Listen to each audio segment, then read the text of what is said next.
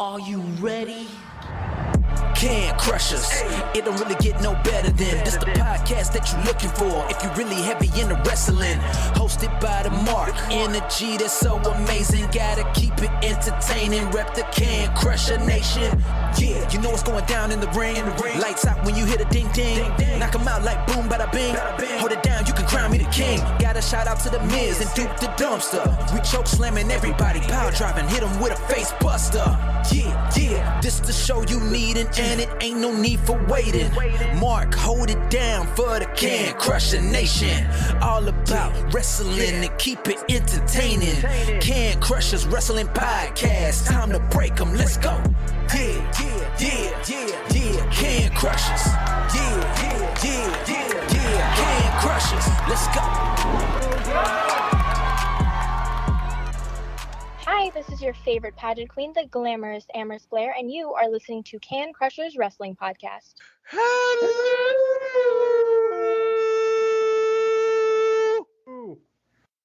Hey, before we start, I'm jealous. I really love this hoodie you got on. I gotta give props to it. So you should be jealous of me all around this week. Welcome to Can Crushers Wrestling Podcast. I'm Mark the Mark. That's Sir Michael Jenks. I'm in a good mood. That sounds like it. Fantastic mood, in fact. I'm kind of proud that you are. It's about time. It's about damn time. In a minute. Lizzo, what do we got? Why are you in? What is bringing this joy to our good friend Mark? Wednesday spotlight. That's fair. That is fair. You're so pumped about this. You're still everything. You're on a high. Now are you going to be on a high through all the events here through the 18th, right? So through the 18th. Yeah. Oh man. I'm even bringing the wife, and we're staying over in Scranton. Nice. Very nice. We're making a weekend of it. She can be part of the maiden voyage. Listen, she still listens to the first half an hour of this, so plus she's upstairs right now. So she's gonna be part of the first maiden voyage. People are like, "What the fuck are you talking about?" Just hold on, we'll get there. But she's gonna be part of the first maiden voyage of all of this, and then we'll see. You know, she's not gonna take off work or whatever, because she's got a big girl job that sometimes she's got to work weekends, this, that, and the other. But yeah, definitely the first one she's gonna be at, and then we'll see who goes from there. Super, dude. Like I said, this was a hedged bet in the Crushy Awards, and I kind of had an inkling of what was going on, that I'm gonna get back it around, this, that, and the other thing, but it boom came through, and you don't know, because I didn't know. When I talked to, it's out there. When I talked to Shelby Waters, and she reached back, like, as soon as the podcast was over, you need to be involved in this new project we have going on. You're pretty awesome. And I'm like, what? Can you reach your arm back there a little bit farther? Don't stroke my eagle too much here. Just And I was like, yeah, let's talk. And I was hesitant. I wasn't sure. And then she's like, this. Let me give you this person, this. And then, holy shit, I'm in the wrestling business. This is crazy. I'm communications in the wrestling business, essentially, which even better, because I don't have to do, listen, maybe down the line booking or something like that. It's slow down. But it's a communication part. So everybody's like, what the Christ is he talking about? Go back and listen to the podcast and then come back. No. High Ground Pro Wrestling had asked me to be part of it, as is commentator, in-ring, behind the scenes, anything with a mic and communications and stuff like that. They want me on board. Scranton, Pennsylvania. In general, if you go back and you listen, it's Mayfield, Pennsylvania. It's Falcon's Nest. I'll give props like that. We give props a lot on, but I'm just in general, where I can tell you, if you're like, where the hell is Mayfield? It's by Scranton in Pennsylvania. Never would have thought this. It's cool what happens when you just sit on your podcast and you talk wrestling and you're like, all right, if I get into the wrestling, I get into the wrestling. If I don't get into the wrestling, I don't get into the wrestling. But when people ask you to get into the wrestling, when you're just kind of chilling, you're like, Yeah. What's going on? So that's why I'm on my high. I'm drinking water. Plus, I'm also drinking water because it's March and we're getting more snow right now than we did in December and January. So there may be a possibility that there might be a shift change of, go help the guys plow or something like that. I mean, we're not supposed to get a lot, but they've been out there since it started. If they call and say, hey, I'm going to be a good guy, I'm going to drink water tonight. But it's not water. It's essentially Arnold Palmer in the circle. Circle water. Got it. Very nice. Oh, man, I'm pumped for you. This is gonna be a lot of fun. It's gonna circle back around. You're gonna have to make a trip to Scranton area. You're gonna have to be part of it. You're gonna have to do something. Listen, I'm gonna promote it right now. The boss, Nathaniel Cunningham, comes on the show this coming Wednesday. We're gonna talk about his matches. We're gonna talk a little bit more about High Ground Pro Wrestling. We're gonna let you know he trickles some other stuff. September or October. I'll leave it at that. Because I don't want to September or October. Big things. Oh, the cliffhanger. But lots going on. And I'm super excited, super proud. So yeah, that's where in personal life I'm happy. Wrestling life that went on this week, bull. Some shit just bull. But hey, personal life's what matters. That's what you control, and it's awesome. So I'm happy for that. You're giving us a little tease too, so we'll see. We'll have to see what Wednesday brings about. But it's fantastic. Yeah. So that's me in a nutshell. And the week has been full of podcasts for Pardon the Paranormal. I had to loop a lot of those in last week. I do have a basketball game today as you're listening. Possibly the last basketball game, depending. We're in states. It's one and done. Win or go home. Then I have a month and a half off because then I'll get softball. But it's okay. I've been asked to help another friend possibly start a podcast up because she and another girlfriend of hers want to do some stuff. So she wants to know the ins and outs. So that's kind of cool. I have that on the realm. Yeah. But just know next week at this time, if you listen to this every Saturday at like 9:00 in the morning, when you're listening to this next week, I'm on the way to Scranton. Mayfield. Believe it that. But Scranton's where my hotel is, where our hotel is, because the wife is coming. So, yeah. And I don't really know. I think it's maybe like 20 minutes away. I don't know. That the whole hotel part, that was my secretary, my wife. Your secretary? Yeah. Well, I'm a big guy now. I'm a big guy. This is going. My God, you join a commentary team, and now you're a big guy. Moving on up. Everybody's gonna play a role in his life. We're all right. Everybody's just now part of Mark's world. Get fucking on. I'm now his minion that just happens to be here. Aww. Talking head. Aw. By the way, minion. God damn it, that's gonna catch on now. More shit came in the mail. So like one of us have to make do of doing either mail, which that would be me, or meeting up for beverages or something because I'm tired of holding your fucking shit. Hey, you know what? I'm not sending shit to your house, so I don't have to tell you. I know you're not. I'm just saying I'm getting shit that kind of belongs to you now in pseudo, and it just needs to get to your house. So if anybody's going from Ridgeway to Erie anytime soon, let me know. I'm too busy going the other way. No. Yeah, no, he's going too far east, so he's just not. He doesn't have time to make that trip up here. So. Big man, he's going to start sending a shuttle service just to deliver his mail that he's been sitting on for 6 months. What the hell word am I looking for? I was called it during all the time when I was up in Erie from Golden Pipes. Delivery boy. I was going to say mutant, but that's not what. Simpleton. Yeah. I don't need to come up the Erie to Simpleton Town or anything like that. I'm on the other side of the fucking state, buddy. That's where I am. Wow. That was Simpletonville. I love you too. I know. This is horrible. I'm not going to be this bad. His head is barely fitting on the screen right now, everybody. It's just like the ego is going out the door.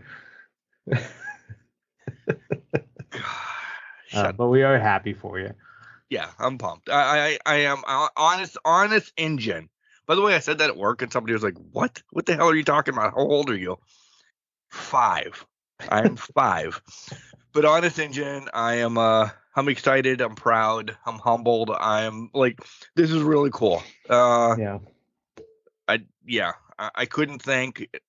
Listen, I love Nathaniel, and I love all the other guys that were and gals that were on the podcast this past Wednesday, combining for High Ground. But big love goes out to Shelby Waters. She's the one that started this whole thing and got the ball rolling. So she might make the sleeve. She probably should make the fucking sleeve. I was gonna say it's not a might. It better be better be making the damn sleeve. Needs to make the sleeve. So she doesn't even know that. I didn't even bring this up. That was just a thought right now. So all right, I'm done gloating. That was about 12 minutes of me gloating. What's up with your week? Not as exciting as yours. Shit. I can't top it. I mean, I want a freaking tablet, but I didn't get a pro wrestling job. So you want a tablet? I want a tablet and an Echo Dot from a. So last week before the show, all things Camp Crushers this week. Holy I know. Fuck. Last week before the show, I went to an Irish dance event here, supporting Mrs. Mucci. So everybody knows Dan Mucci. His wife runs an Irish dance school. Went to an event. Said, you know what? I'm gonna fucking do the raffle. So did the raffle. Put some tickets in. Won an Echo Dot, won a Fire tablet, and I won a gift card to the meat market up here. So I'm rolling in the dough now, apparently. And also today, bowled pretty well enough to get a gift card to Olive Garden. So the girlfriend's now happy even further now. So, And you got your hairs cut this week too. I cut that last week. You didn't even notice. I was kind of down last week.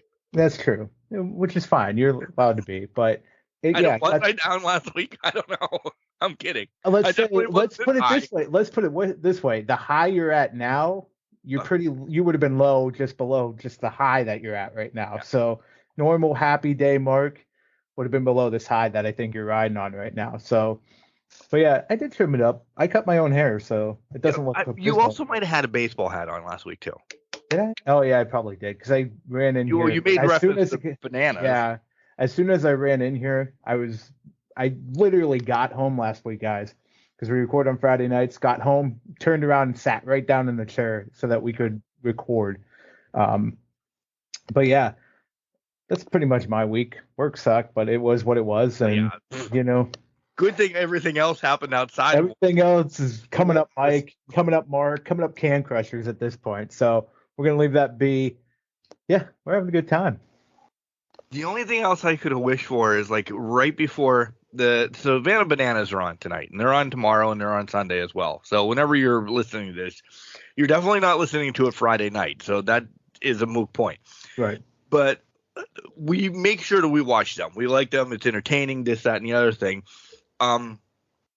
They put a QR code up. So this would be great because sometime the end of this month, they're going to give away tickets to go watch them in Vegas, all expenses trip.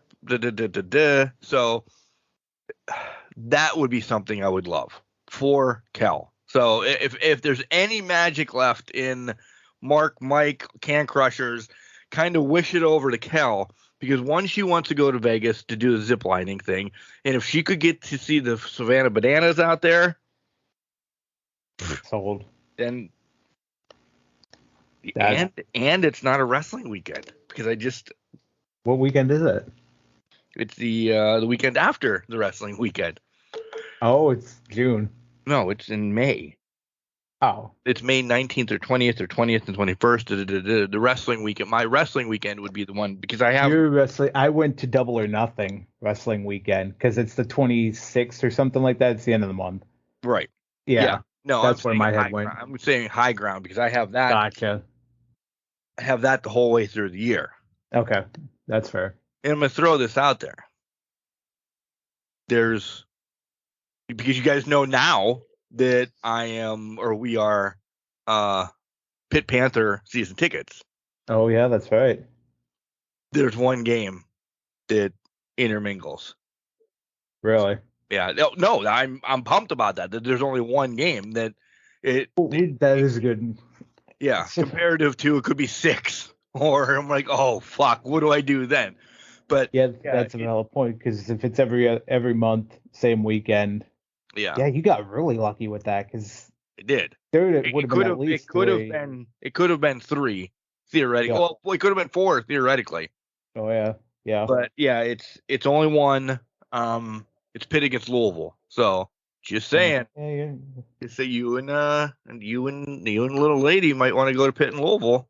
I mean, I could probably talk her into that. She does like hanging out in Pittsburgh, so maybe It's not a bad place.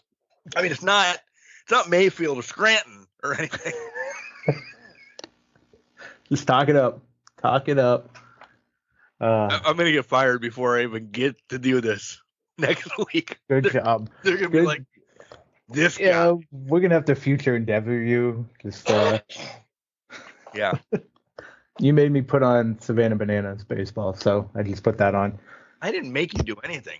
Well, I had On Patrol Live on, and they just euthanized a crocodile, so I'm pretty much done with that. So Ooh. we'll circle back to that about when the podcast is over. But Savannah Bananas, let's bring this mood up. Yeah, I love the Savannah Bananas, but yeah, I do too. I love them too. All in all, that's all. Do you have any hot topics? Because no, actually, are you buying wrestling next week because of War Games? Like it legit comes out next week. Oh yeah, so this has been a hot debate in my mind for past few weeks. And like, we talked about this. 2022 played for a month and a half, and then it kind of just went away. So why spend the money? Give it a couple. Like I would want to go back to 2022, but now, man, I'm hearing about a lot of the new features in GM mode and universe mode, and basically, if you haven't heard about universe mode, you can take hundreds of actions in a rivalry to build it up, and it's not just the standard quo, whatever they have in there. Yeah. So, do you want to fight this person or do you want to fight this person? No, this person. It's you can attack in life. Milk it. You can attack them from behind. You can do this, do that. So that's intriguing to me. The flip side of this GM mode that I heard this week, WCW is a brand now. Yep. Bischoff's a GM for it, which I'm like, oh, fuck, that sounds really awesome. So now it's playing a horse apiece of, should I spend the 60? Should I not? Well, that's what or you should said I the price right there. It's just that it will only go 60. Exactly. I looked at the season pass, and don't get me wrong, some of those people, it'd be cool to have the 2K version of them. Yeah. But the DLCs, they take forever to come out, and I understand that. They spread out over months, and people will already create the Steiners by the time the DLC comes out.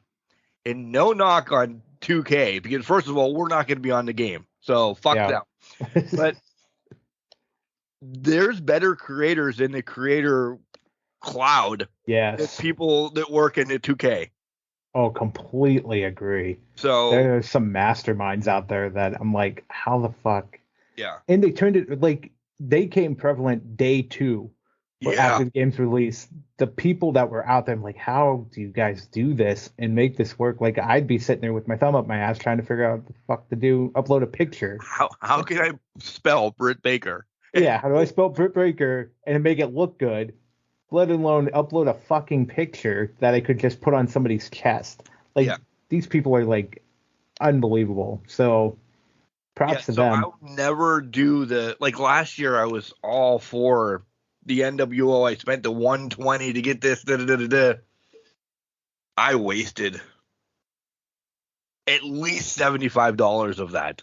I should have just got the generic pack and downloaded people and been fine. And I'm there with baseball this year too. Like my cousin, Soup, always says, you get this, you're going to get all these extra bonuses. I play with him online the first 3 months out of the year. Because, listen, I can't go home every night and play. And I'm no knock. Yeah. I'm jealous that he can. Right. He goes home and he, like, the wife's at work or whatever, and he plays for a good solid 2 hours, and he gets all these goddamn cards and this, that, and the other thing. I'm sitting with the beginning cards of, like, me, you, Moochie, you know, the English professor, like the bottom barrel cards. And he's like, oh, we can still be a good team, or we can have a good. No. But it's fun. It really, it's fun. And I wasn't going to buy baseball this year either. I was going to take off of baseball until they said that Derek Jeter's on the game. Jeter's one of my all-time favorites. We went up and watched him at Buffalo Wild Wings get his 3,000 hit. And so again, I'm going to buy baseball because Jeter's on it. I'm going to probably buy wrestling so I can play war games and all the new features. Holy, where am I? That's $120 right there. Yeah, where I'm at with wrestling is I think I'm going to sit on it and just let it sit there for a couple months. I love, here's the problem. I would buy the season pass just so I can do the custom attributes, because I think they fucking hose people in the fucking when they do the ratings. And this is why I will say to the bitter end, get rid of the ratings. Just give me I don't even care about the ratings. I don't care about the ratings either. Give me 80 superstars and let me just go fight with them. I don't care. I don't need them to be super powered or anything like that. That's what we're waiting from AEW, and for the love of fuck. Oh my God. And exactly. That's what I want. I just want an arcade game where I can just pick somebody and fucking go. Give me Roman. I don't care if I can beat Roman with some fucking tool, Chad Gable, or, you know, somebody from NXT, Otis or Mansoor, but just give me a game where I can just play as people and not have to give a shit. Buttons. Exactly. Smash fucking buttons, and that's about it. Yeah. I don't need left, right, up, down, over, to get a headlock. Exactly. Oh, headlock. Oh, you were forced out of it already. Give me no mercy. I pinned. Yep. Give me no mercy controls. Just give me no mercy controls. That's all I want. So it's cheaper to buy another controller than to learn how to play the game. When you're just Oh yeah. 100%. Buy the controller, leave it on, and just beat them that way. Yeah. I agree. All right. We're just watching. Listen, Savannah Bananas is on the background for both of us, so we're just bebopping around. Other than that, any hot takes in the wrestling world for you? Like, Lacey Evans has not done anything stupid this week. Thank God. I'm glad she didn't fucking do anything stupid this week. You know, I don't think there's any big hot takes that I can think of coming out of the wrestling world. There's nothing really going on. I think the biggest one, it might be announced tonight. Finally, we're getting a Hall of Fame announcement, it seems like. Potentially, if it is true. You guys know who it is. I know. Yeah. I kind of know who it is. He's never been in WWE. He hasn't. He's been in WCW, but not WWE. So I think this goes back to like maybe a couple trends that they did, like Sting. Even though he had like a year in WWE, he was never a WWE guy, and they finally inducted him. So I think this kind of goes back to that. We'll see if it gets announced tonight. But we kind of figured it had to have been a trade deal. So we're talking about there was a trade deal. Send Shinsuke and Carl Anderson to New Japan. Let's do what we need to do with that. Muda will come over and get inducted in the Hall of Fame and make it a big class. So because I've also heard of another one. I just hear, listen, what the hell is today? The 10th. 1, 2, 3. We're 3 weeks away from WrestleMania. Holy Christ. We're 3 weeks away from WrestleMania. I'm just putting that out there. Are we just going to get a ton of them regurgitated to us next week or the week after? But because I've also heard of another big one that was supposed to happen like 2 years ago, but because of COVID, he wants his moment. It's Batista. Right. Yeah. He wants his moment. Can you have Batista and Muta now at the same one? Like, I think Muta's your big one this year. I don't know. See, I think that you can because the American audience or the WWE audience doesn't know Muta. I know. You know what I mean? I mean, if we talk in scope of wrestling in general, yes, Muta's your big guy. Right. He's your 100% your big guy. But because it's more it's a WWE centric audience, I think Batista's their big guy. Muta has to play, I don't want to say second fiddle, but he kind of is playing a second fiddle to Dave. Which, no knock to Dave, no knock to Muta, but I think to your point, that's kind of the way it's going to shake out, just because the audience, their primary demographic, doesn't know who the hell Muta. They don't know who Muta is. Yeah. They've heard him in passing, like you mentioned a couple times, and you mentioned Shinsuke's going to face Muta. People don't know. People aren't going to go look it up. Most people aren't going to go look it up. Anything from WCW way back, network maybe. Right. Speaking of this, Mankind, Mick Foley, Cactus Jack, whatever the hell you want to call him, released this week that somebody has called him that he hasn't talked to in 30 years or so, many years, to induct him into the Hall of Fame, but he's also got other people as well. Who the hell do you think Mankind's talking about, or Mick Foley, whatever the hell you want to call him? Who do you think he's talking about? So if we're placing 30 years on this, it's got to be WCW, right? And is it Muta?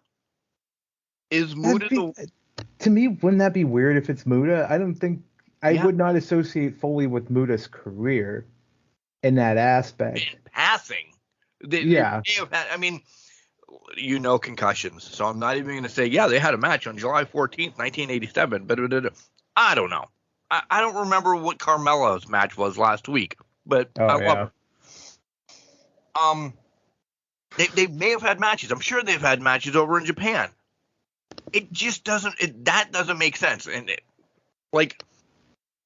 somebody from Japan, Sonny Ono, who would like a manager or something like that, makes sense to introduce him, or anybody from WCW. Fucking David Crockett's still alive. Let him do the announcement. Yeah, and you know me. I'm pulling up 93. Oh my God, that is a terrible picture of Road Dogg. 93. All right. Roster from WCW. I'm looking at this.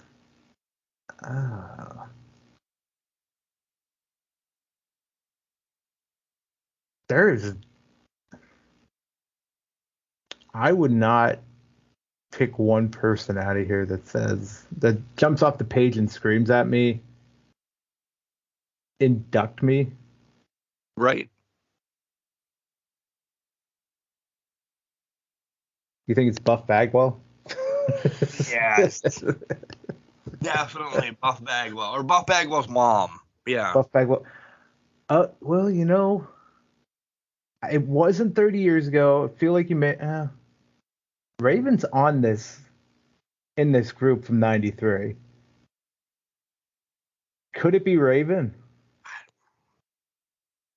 I would think that if they're going to do that, Philadelphia next year would make more sense. With Paul Heyman, you know what I mean? Tommy Dreamer, Raven. Yeah, do that. See, the only other name that's jumping out at me, and I'm not even looking at it on here right now, I don't think this is the case. Kevin Sullivan. God, I don't think they'd do that, but stranger things have happened. And I also heard that the Hall of Fame thing really isn't going to be a standalone this year. It has been forgotten about. It's just going to be essentially maybe a standalone at wrestling, but for us, it'll be an hour show right after SmackDown. Yeah, So, or like which on the makes me network. think you're only getting like 4 people. Well, that's what I was thinking. It's probably going to be 4 or 5. I'm thinking like because they did it on Peacock last year, I think. Yeah. When they did the Undertaker inauguration, induction. So I'm guessing probably 5. I would say 5. Maybe a tag team, Muda, Batista. Call it that, I guess. I don't know. Yeah, I'm gonna be that guy. If you don't have a woman in there, shit's gonna hit the fan. That's another good point. It's got to be a woman, but who would be the woman then? There's so many. I mean, we're getting to the listen. You know, I speak.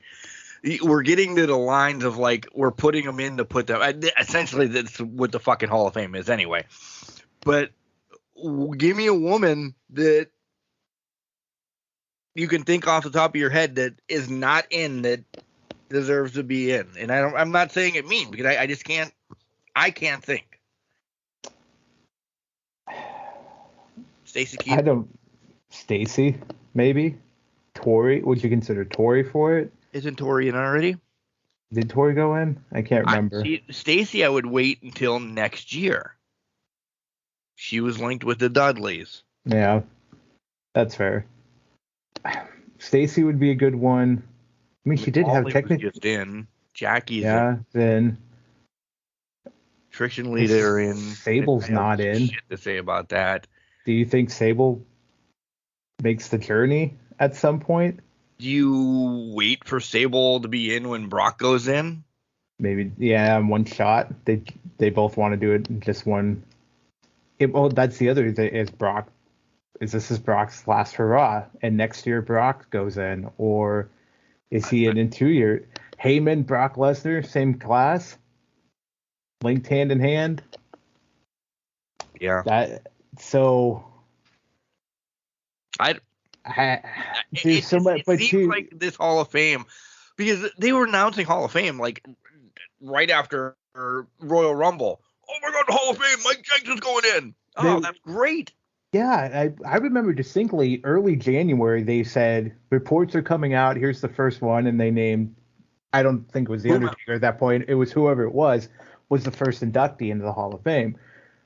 But yeah, I don't think they've forgotten. I just think they're just keeping it close to the chest because maybe there's just not that many people going in, and they're figuring, okay, we have six Raws, SmackDown combos. Let's name one each show, and just do it that way. Which I actually kind of like. Or they're still trying to get people to say, "Hey, will you please say yes? Come in." Now there's that too, because a lot of people don't know this year. Yeah. A lot of people don't know what's going on with the company, if it's going to sell politically. Do you want to be associated with that? Is something going to happen? You know what I mean? Vince, the whole Vince thing. Do they really want to deal with that now that he's back? I think people would have been more willing to. Yeah, with a stash. Jesus Christ. Couldn't look any more creepy as shit. Yeah. Yes. Spade a spade. Come on. I was trying to think of a nice way to put that, but you're actually absolutely right. He's like he's like a dried up Burt Reynolds at this point. Oh, don't even throw Burt Reynolds in the bus. I was not throwing him up. I was throwing that Vince McMahon is a terrible ripoff of Burt Reynolds. Also, fuck the party animals. All right. I love the party animals. This guy pitching, Sherman, is from the Bronx. When you watch him through the year and you listen to him, whoa, straight up hardcore. Will tell you how he shot his mother and fucking killed his dog last week. Oh, they got Macho Man Randy Savage over here on this bench. Right? They've got bandana and the glasses going. It's so much fun. All right. I don't know. Listen to the podcast this coming Wednesday. Nathaniel Cunningham comes on again to talk more about High Ground Pro Wrestling and his career. Go back and listen to the whole High Ground Pro Wrestling compilation of them inviting me to be there, which they're going to fucking hate that after time. And yeah, Collar and Elbow, hats, hoodies, tees, all the cool stuff that Collar and Elbow has. Can Crushers is a promo code. We're on Instagram, Facebook, and Twitter. CanCrushers69 at gmail.com if you want to be on the show. Just find us on any podcasting site. Listen, we're out there, and I'm not being a dick. We're on hundreds. You know, there's like ones that we don't even mention, but I've actually searched, and I'm like, I don't even know what this one is, but they're out there. And you would think, knowing this in the back of my head, that I would have the number written down, but I don't. So don't worry. But Mr. Jenks, we are approaching episode 500. I will have more on that next week. I think we're like 50 away, but we're approaching. So we got to start planning. We need big to-dos, big comeuppance, big something or others. Confetti cannons. We need it all. You know, I did buy, and I don't know why I bought it. I had to go down and buy a present for somebody this week. I bought Jim Beam Vanilla. Oh, okay. It's still in the freezer just because I want to try it, but I'm not. I have this lovely bottle of whiskey that my sister and brother-in-law bought me when they went to Tennessee back in September. I haven't cracked it yet, but it's very high end, and I don't know if I'm afraid to drink. It's bougie. It was top dollar, but I got it for watching their dog. Not top dollar. They can't go over the top rope. Top dollar. Not that top dollar. The better top dollar. The better top dollar. That's worth the money. I got to figure out a time to crack that. When the occasion will be to sip on that. Maybe the 500 episode. We'll see. But we'll see. Yeah. Maybe we should be together for the 500th episode. We might need to be. If we're getting that close, I think that might need to happen. That would fall right around, well, for 50 away, it's going to be probably next year, but we'll figure it out. Why would it be next year? Because don't forget the spotlight. Do you count the spotlights as an episode? Yeah. Okay, see, in my mind, I'm only counting what we do every week, then that's next year. But okay, if you're counting the spotlights, then it'll be I would say it'd be September. November. It's September. Sure. You don't believe me? Sure. We'll figure that out. Yeah. I'll tell you what number we're on after we're done recording, and you can figure out 2 each week from here on out. Okay. And we can have an idea. An idea? Yeah. We'll get an idea. We'll get an idea for you guys. Where do you want to go first? Do you want to go AEW, or do you want to do? I know AEW had a pay-per-view, but that doesn't mean anything. Because I will still say the Bloodline is carrying wrestling.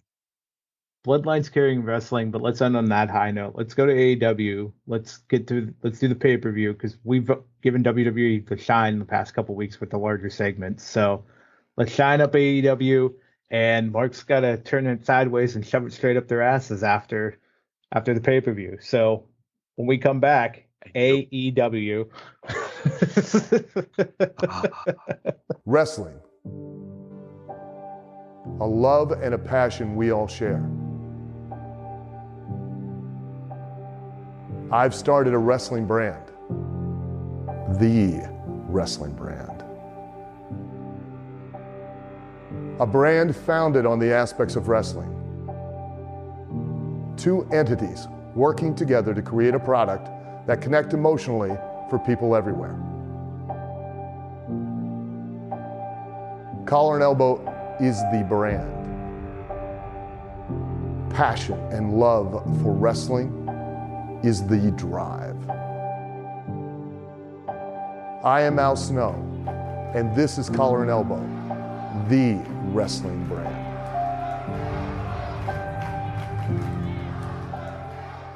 This is Nathaniel Cunningham, and not only is Can Crushers podcast the home of the Bad Fellas, but it is also the home of High Ground Pro Wrestling. Welcome back to Can Crushers Wrestling Podcast, guys. It's time. It's revolution time. Because you know what?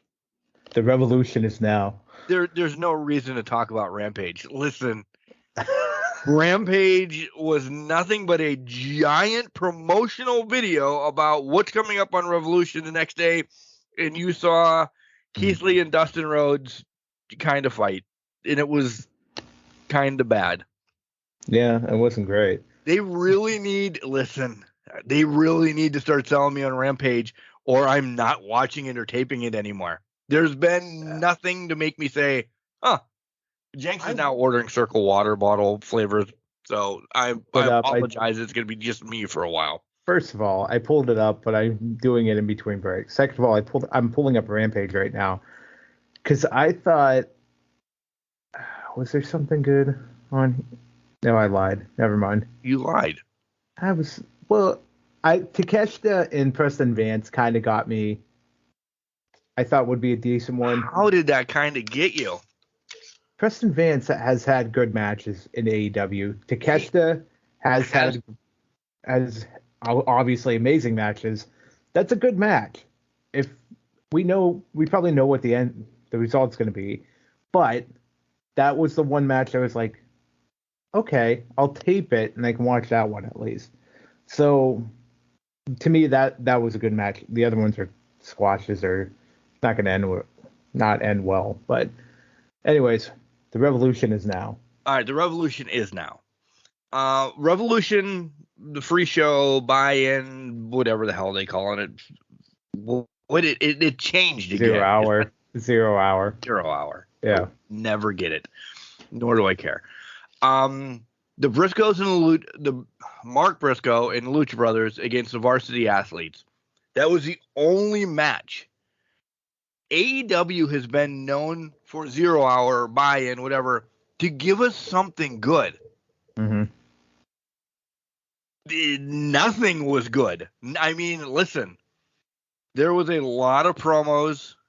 Britt seemed awkward talking to Renee, and they had Renee like in the deepest, darkest part of the arena behind like the cheapest floor seats that you could possibly like.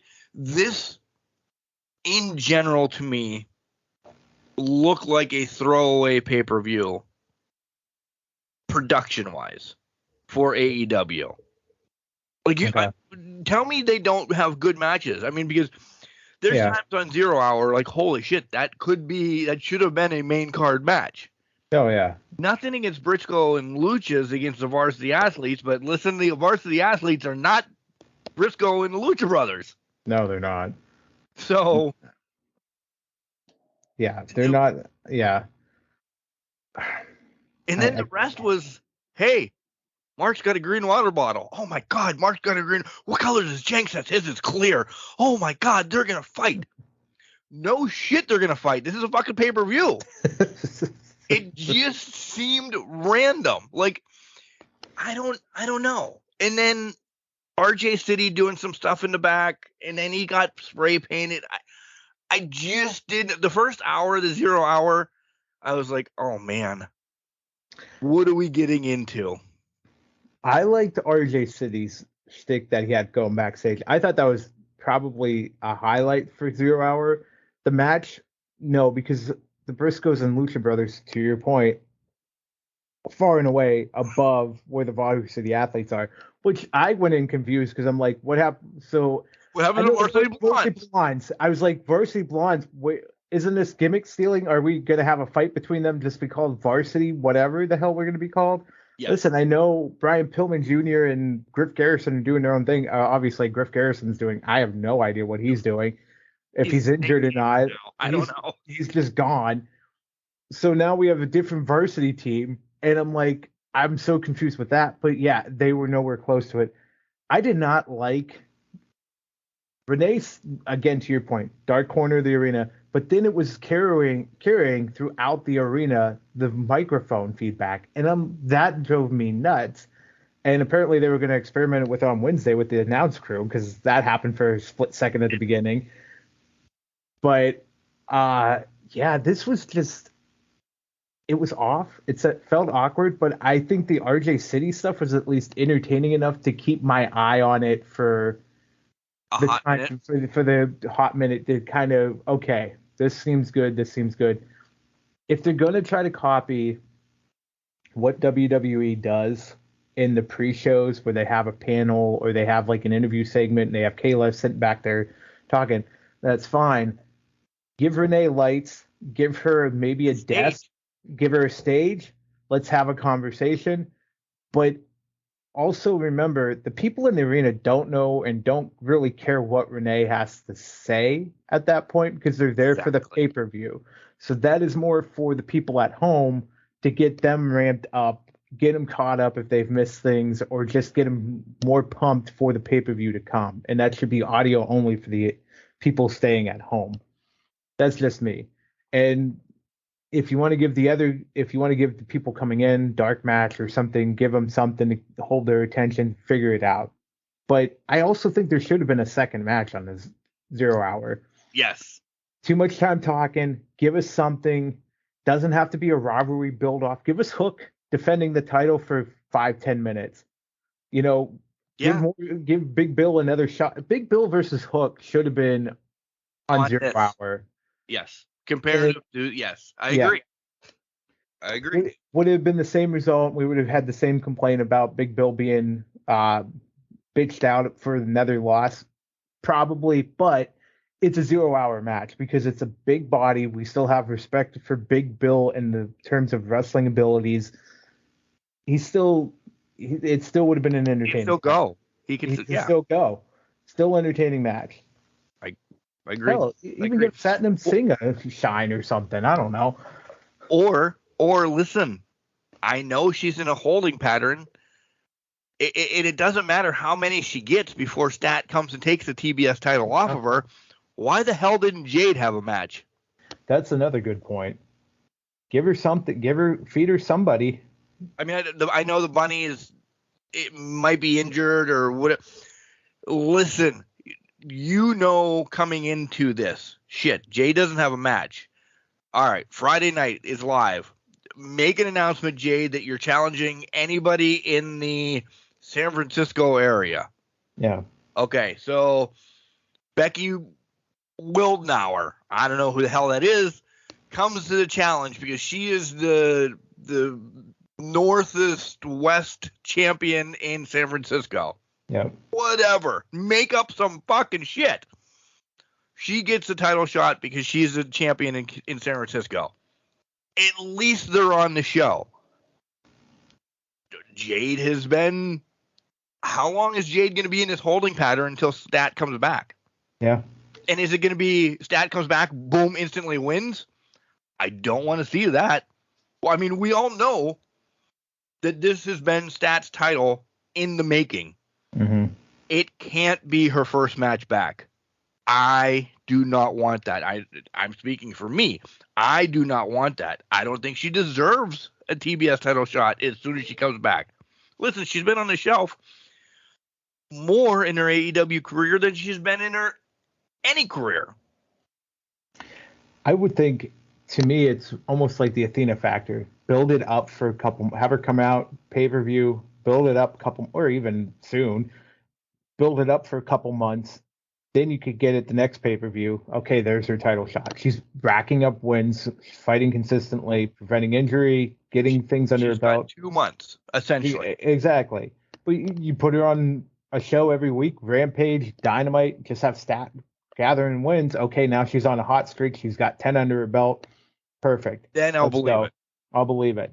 With the Jade thing, yeah, I don't think she's faced Penelope Ford. Penelope Ford's talented individual. Put her in the match. Even if she has, put her in for another matchup with her. There's people. Sky Blue again. Throw Sky Blue match again. Let them go for it. Layla Gray, I know she's a baddie. Yeah, why not? Why not say, hey, every other baddie left. It's my turn to leave now, too. I want to challenge you. I was going to say, we're arbitrarily picking off the baddies as soon as they enter in, so why not just throw Layla Gray in there and just... Jade doesn't need the baddies. No. So just throw Layla Gray in there for a fight. Let her to beat up her husband. Bring in Brandon Phillips. Yeah, there it is. Perfect. We're good. Beat him for the number one contendership, and then we're on the way. So they announced that Double or Nothing is May 28th. So that's good. That falls in wrestling, me going to Vegas to see the Savannah Bananas, and then me watching wrestling from Vegas at Double or Nothing. First match of the night, as we get into this big shine of AEW, essentially. Jericho and Starks. This was not, for me, a good way to start the pay-per-view. Jericho's a star. Starks going to be a star. Almost is a star. This match, though, just has not been... We talked about it last week. Nobody cared about this match. I thought this crowd was split. They didn't care. They were like, meh. Meh. By the way, we had the exact same thing. We're tied. Jenks keeps his title, by the way. Thank you. There. You're welcome. Just swearing it around now. I'm going to start before I start into the Jericho and Starks match. Revolution was a revolution in the fact of young talent was the theme of the night. Young talent going over was the theme of the night, which it needed to be, and that's fantastic. This was the first example of it. And I think this kind of set the tone in that aspect of the young guys are getting the wins and the older guys are giving them the rubs for it. In essence, I was expecting a little bit more out of this match, but it wasn't clicking. I liked the personalities who were in it. I think could have dictated a number one spot, but the match itself was just not on that par level that I thought told the best story possible. And maybe it's because we're used to the shtick of the JAS trying to save Jericho, and it was missing that element. But at the end of the night, I think it did what it had to do to get Stark another win against Jericho. But again, we saw this a couple months ago, so yeah. And we'll talk about it when we get to Dynamite, because Starks, I think, took a step down again from Jericho to what he's going to do. And I'm not going to ruin it. Yeah. But you've seen it, I'm sure, but I'll bitch about that there. Overall, though, the chemistry in the match, like the match was good. Yeah. Don't get me wrong. The chemistry was there. The moves were great. I love that Floyd was used. I love that, he blocked Judas and then he hit Rochambeau. Yes, the story was there. It just wasn't an opening match. It wasn't to get the crowd going. I almost think maybe flip-flop the first match and the second match as your opener, because the next match, holy motherfucking shit, was I on the seat of my pants. Yeah. You know what I mean? I was on the seat. It was. Shut up. I would agree with that. And I think that's what kind of probably hurt in my mind too, was it's just not opening match material, but it was a worthwhile match. Yeah. But I think this goes personalities involved. If you're not the last match, you're the first match. And I think personalities involved, we're not going to go for a second match of the night. Just saying, for the one person involved. So, yeah.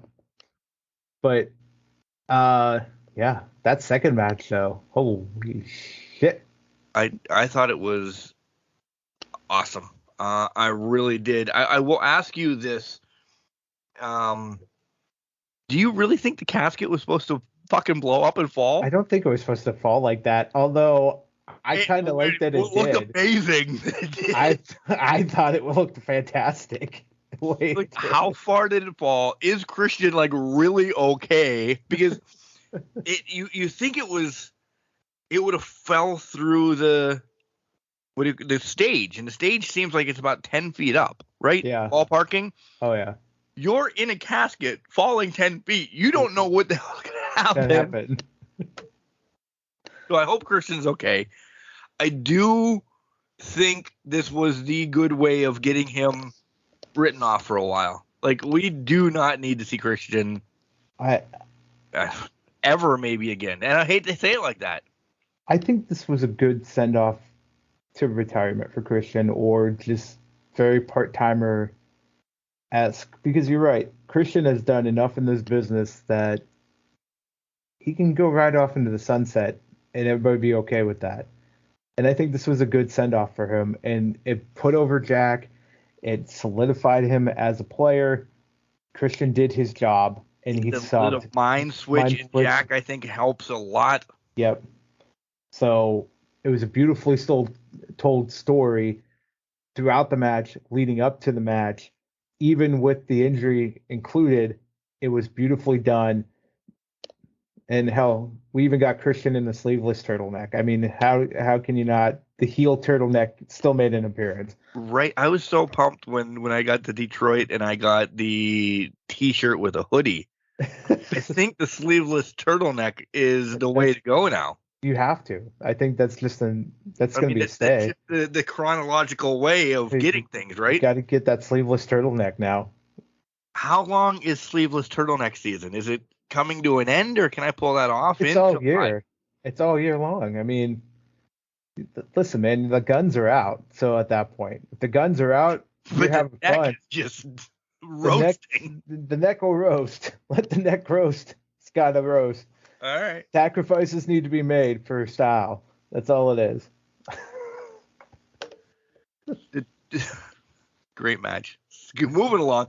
The trios match, Jenks, they walked out, they stood in the ring, and everybody was like, this is awesome. And I agree. I'm telling you, if there was any time I felt tingles early, it was this. It had vibe. It had 2014 Shield Wyatt family vibes to it. It was just the way it started. I loved them tagging each other in, different people getting different spotlights to just kick that match off. And then I love how Brody King became the difference maker essentially when he came in. Big man meat. Big man meat. Fucking people up. I love the Omega and Malachi spots. They were big. Why? And this is directed right to JR. So if you're not listening live, somebody tag him in it. Why is Julia a Jezebel? What has she done to be a Jezebel? She has not really interfered in a ton of stuff to make her what JR is called Jezebel, from Sable to we talk,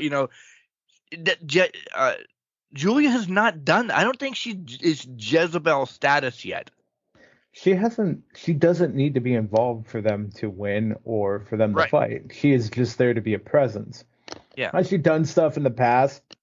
Yeah, I mean, go back to the whole when she turned the misting thing. But at the end of the day, she's not a Jezebel. She may dress like one, I guess, if you want to go that route with the black outfit. That's not Jezebelish. I don't know what a Jezebel dress is like.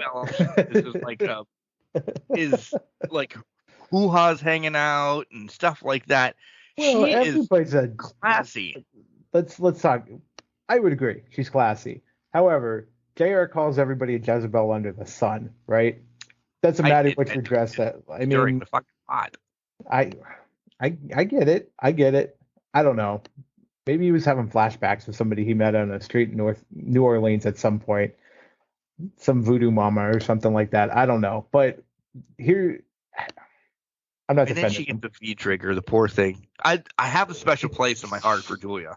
She took that V trigger like a champ. I know she did. She takes the greatest bumps off of the ring apron too. Look at the one that she went through well, only her head went through the table. Oh yeah. Oh my God. Yep. Yeah. Like she takes great bumps off of the ring apron. If that's her shtick, Julia, calm the hell down. You're going to be great in the ring. You are great in the ring. Stop doing some of these bumps off the apron because we want you around long. You're only 20, 19. She's young. 21. Yeah. Something like that. Yeah. She's young. Stop taking some of these because we want you around. We love you. But she does them great. She does do them great. She sells them great.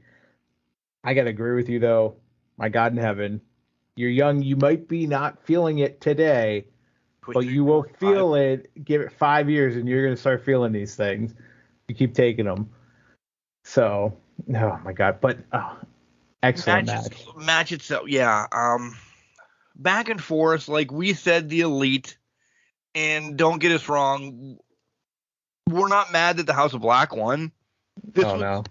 We really were like, we could see a story developing down the line with what we predicted and everything. But again, what rolls out Thursday or Wednesday, because I watched it Thursday, what rolls out Wednesday, I'm like, oh, I didn't see this. No, nobody saw this. And that things are finally must watch in that aspect. They are. Women's title match. I don't want to say great match. I thoroughly enjoyed it, but it wasn't great. I like the outcome. I like that we have separation now. I think that means that there's more to come. Again, you have continuously said, and this is all your idea, it's building up for the Stadium Stampede, blood and guts, whatever the hell they're going to build up for the women to get their dues. We need a couple more. Yep. When does that usually happen? Does that happen in May? May, June timeframe. Okay, yeah. So we have 2 months, essentially, to get shit here and have a couple more people, and that could be feasible then. So, yeah. We both thought Saraya, though. We did, but I kind of like how they did it, at least the way I thought things were going to play out. I like how they actually played them out, where it didn't happen during the match, but the turn happened after the match. I think that was a crucial point to not throw off the match flow. Because to me, that would have been too hard to try to tell that story within the match of, oh, we're beating the shit out of each other for 15 minutes. Let me help you win, right? That doesn't make any sense. So for them to wait, I also feel like that's more of an uneasy alliance than it is an actual we're good friends in that. At any time. If you see some of the things that happened Wednesday, not to go too far into it, the looks Tony Storm was giving Ruby during that whole segment tells me it's not fully trusting right now. Right. So, if there's anybody that breaks off, it seems like it's going to be Tony first. Tony, yep, exactly. So it'll be interesting to see how that developed. I'm glad Jamie's still the champion. I just feel like there's going to be more shenanigans happening here. I think there's a one-on-one match coming in the next month between Saraya and Jamie. Yeah. So I would agree. And it's been, since Saraya's been back in the ring, it's one match per month, and that's living up to that. So, okay, fine and dandy. Also, hey, hater, love that she's eating up every pop she gets in the crowd. She is playing into this so hard, and I love seeing it. Well deserved. Well deserved. It's very well deserved. I love that she's playing into it. She's dancing to it. She's embracing it. 6 to 8 months ago, this is not the same Jamie Hayter. This is a different Jamie Hayter. 6 to 8 months ago, she's stoic. She's just there to beat you up. She's the muscle. Now she's coming into her own. She's got the charisma. She's got everything. She's eating it alive, and she's celebrating the AEW Women's Championship. Just love it for her. You notice who's not around anymore, though, with Apilla and Aquila.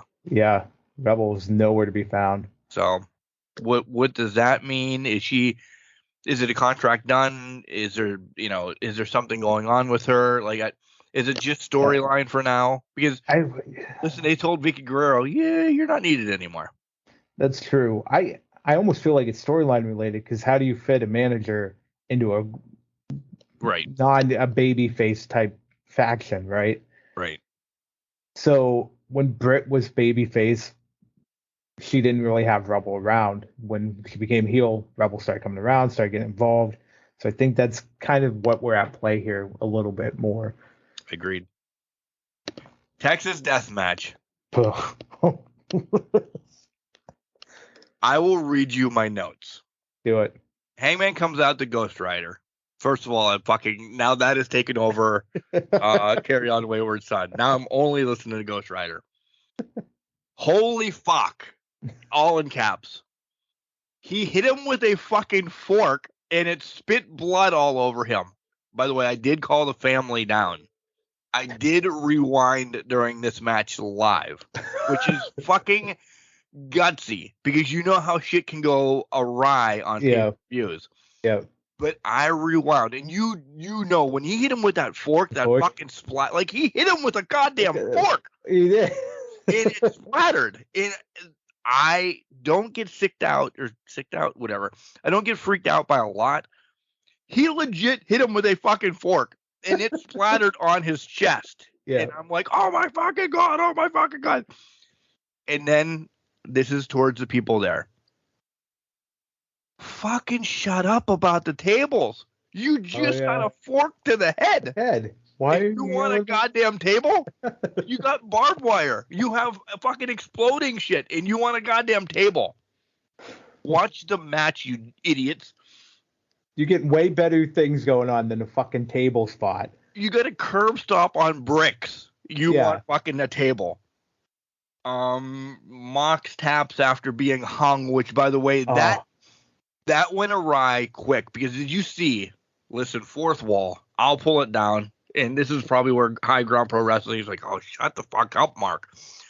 He was wrapping it, so ended up like underneath his chest, and then he was going to kind of hold it up around his neck to make the illusion that he was getting hung.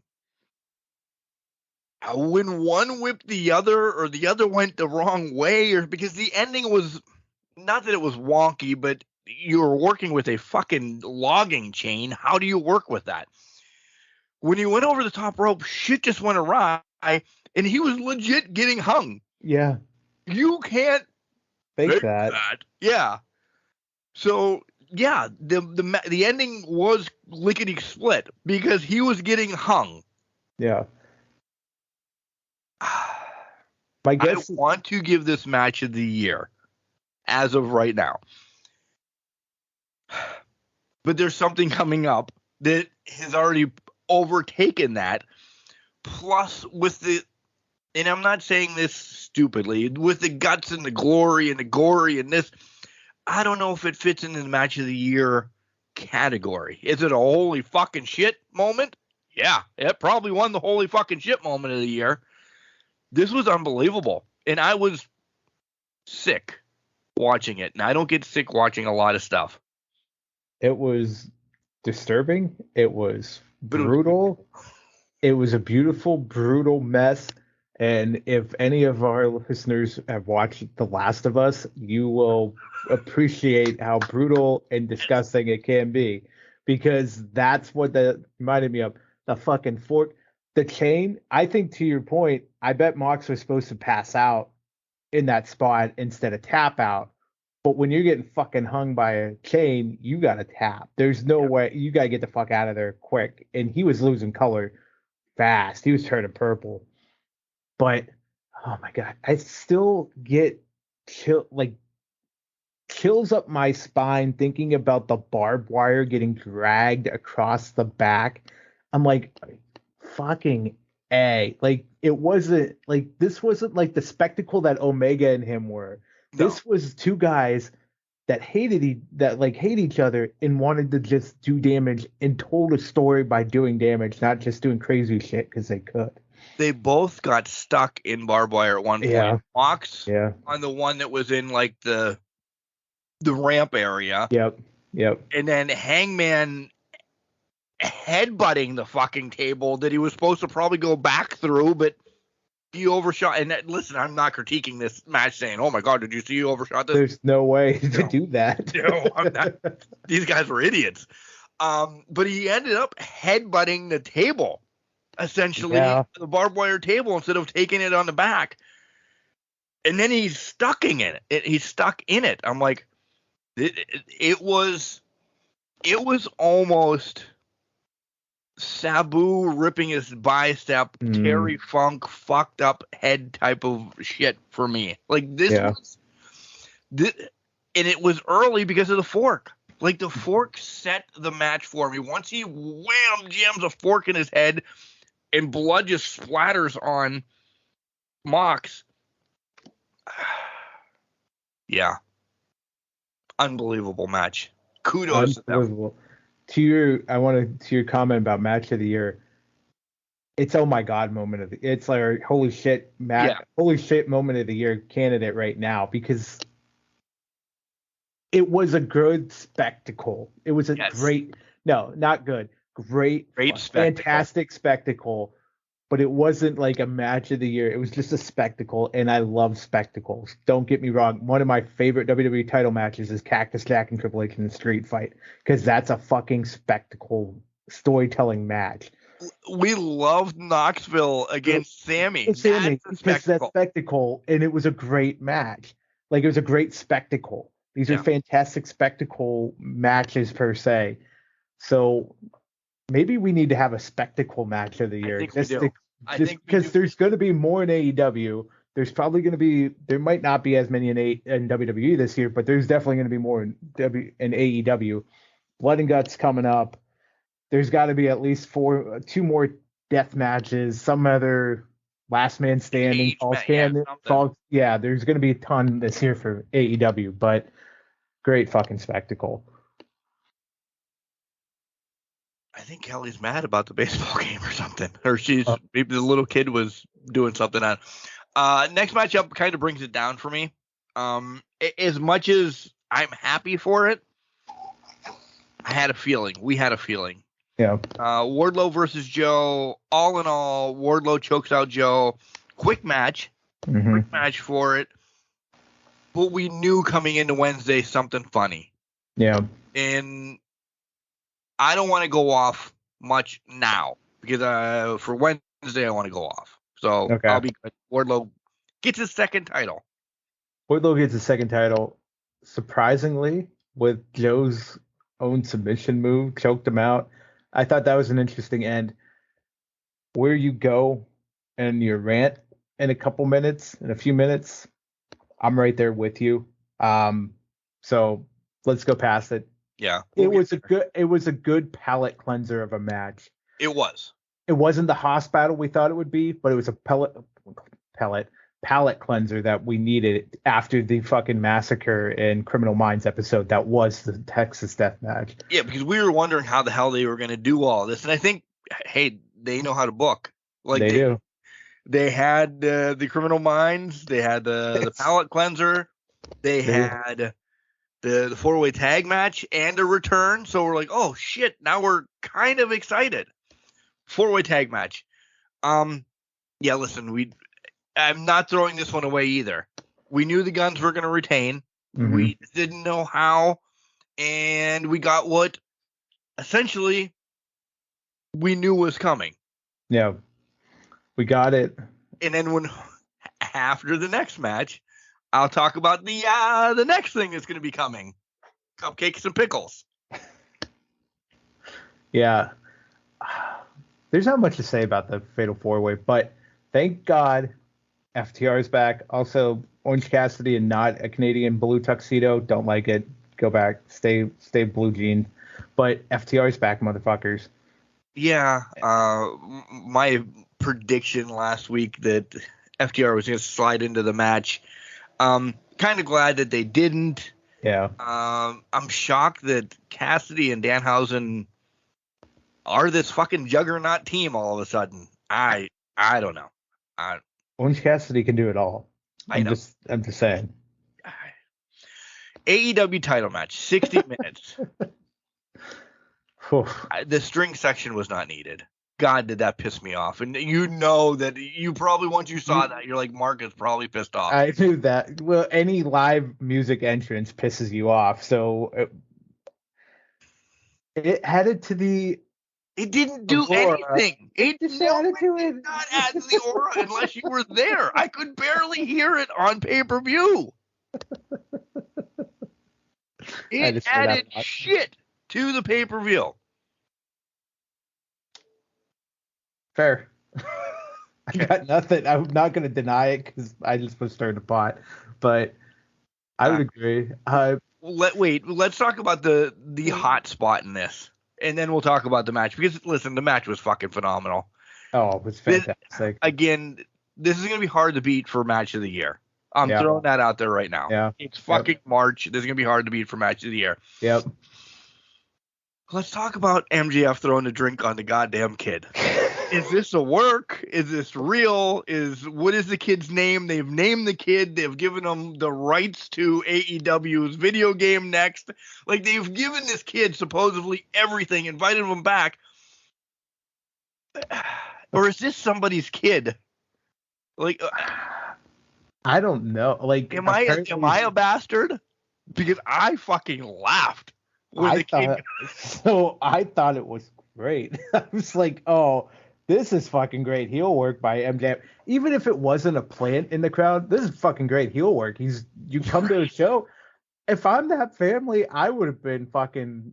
Listen, if I was the dad of that kid, I would have been laughing. I would have been like, are you fucking. This is fantastic. This is amazing. Yeah. Like, I'm on fucking a pay-per-view. I'm loving life right now. Like, I can get the kid crying and all that stuff or getting upset, but really, if they're not involved, like in it, whatever. But to me, but again, I'm the dad that's gonna be like, oh, just shut up, you're fine, don't worry about it, you're good, you're good. I'll go buy you foam finger, I'll buy you finger scissors, and you'll be fine. Yeah, go get another shirt. Go get another drink. Yeah, you want another shirt? Let's go get another shirt and do it that way. It was a fucking good spot. I loved it. I laughed, and I watched it again the next day until I thought, and then I'm reading, he's a horrible human being. He's taking it out on kids. Are you kidding me? Are you? So let's revert now. When Virgil kicked the ball out from that kid dribbling basketballs 30 fucking years ago, why isn't he a bastard now? Right. Because it was a plant and somebody's kid. It's just, it wasn't a plant. All right, whatever. This kid's going to get remembered. The Miz girl wasn't remembered. Yeah. Remembered. Let's throw this out there. Last week on SmackDown that we're going to talk about real quick. A girl cried. Liv brought her backstage. Okay. Yep. We've seen Roman break character. We've seen Triple H to break character on TV to take care of kids. I'm all for that. But you also have to let them get shit on too. When there's somebody as good as MJF, do you think Piper or somebody like this would have been like, no? It's... Stop getting your panties in a wad. This was fucking amazing. It was a great spot in the match, and it highlighted MJF as a heel. When you go to those shows and you get the front row seat and that, you're expecting to be involved. This kid could have been in the front row seat and had some 300-pound man fly into his lap. Yeah, imagine Joe landed on this kid. Kid, exactly. He just got a drink thrown on him. Yeah. I get it. He was upset. Gotta calm the kid down. They played, you know what? They did what they had to do to get him to relax. And if it wasn't a plant, they did everything they could to right the situation for the kid. Because some people are built differently. If it's my kids, if it's me. Yeah, not us, apparently. If it's my kid and it's me and I'm in the crowd and, you know, he's like, oh my God, what just happened? Like, he starts crying. I'm going to comfort him. But I'm also going to say, bud, that's part of what wrestling is. And you're going to look back on this in 30 years and say, fuck, that was great.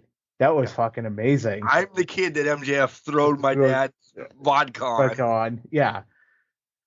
Now, if it got in his eyes and it was vodka, totally understand the crying. Yeah. But we're not even going there. Listen, we're just saying he threw his drink on him. Calm the fuck down, dude. Yeah. Right. So, but I don't see it as a big deal. I mean, the kid, even out so, kid made out like a bandit with everything he got. Right? Like, this kid now is like invited to every pay-per-view until he's 50. He's good. He's good. And you know what? It still is a moment in time, moment in history when AEW gets its own Hall of Fame. And if MJF's still allowed back here, because we don't know what the hell's going on in 2024, whatever bullshit he does. But this is going to be a clip that's played at his Hall of Fame induction ceremony. Let's be honest. Agreed. So, all right, as we do this and we transition, because I want to talk about, essentially, I didn't watch any of the stuff, but I saw clips. Give me your thoughts, because I have to run and grab something real quick, and I'll be back. Give me your thoughts on MJF's press conference. Oh my God. MJF's press conference was one of a kind, but it's also something that I was expecting and I was hoping to happen. The man shit on called out Meltzer in the middle of before the press conference, and then delivered the promo of a lifetime, and then he talked about fucking pickles. And at that point I was looking at the pickle brand like, do I eat those pickles? Those are fantastic looking pickles now. They're free marketing. Whole pickles, by the way. They were whole pickles, and they're great marketing on it. But MJF's such a masterclass. I loved him going in there and just starting on Meltzer, and then just fucking going around the room and proclaiming he's the fucking best in the world. He's the fucking greatest. And then moving on to pickles and just having a love affair with pickles. Calling somebody, hey, fat ass, get up here and try these pickles. Yeah. We said it last week, so we'll say it again. If you guys don't think the Punk's coming back and you watch that presser, wake up. Yeah. That presser was 100%. The shot, the bow shot, double or nothing. That's double or nothing in Vegas. Double or nothing? Nothing. Yep. Yeah. So I'm trying to buy tickets, essentially, is what I'm doing. Yes, it's 8:00. It's 7:59. They have not officially went on sale yet. If you were like, what tickets are you trying to buy, Mark? As we're recording, WrestleCade tickets have gone on sale. So, Mark has to buy them lickety split right off the bat. So let's talk about. It gives me shit for not looking at Circle bottle flavors, and he's over here buying WrestleCade tickets. Right. At least yours is wrestling related, I guess, to that point. Right. It is. All right, so let's transition to Dynamite. I'm imagining that we're actually going to zip through WWE rather quickly, honestly, when we get to it next segment. But let's zip through Dynamite, okay? All right. So we have. Will you pull up the card, please? I do have the card up. It's Orange Cassidy against Jay Lethal for right now, still the All Atlantic title. Yeah. All Atlantic, soon to become International Championship, which will become that next week, I think they said. So whatever. So the card is why are we changing this title? It's your newest title.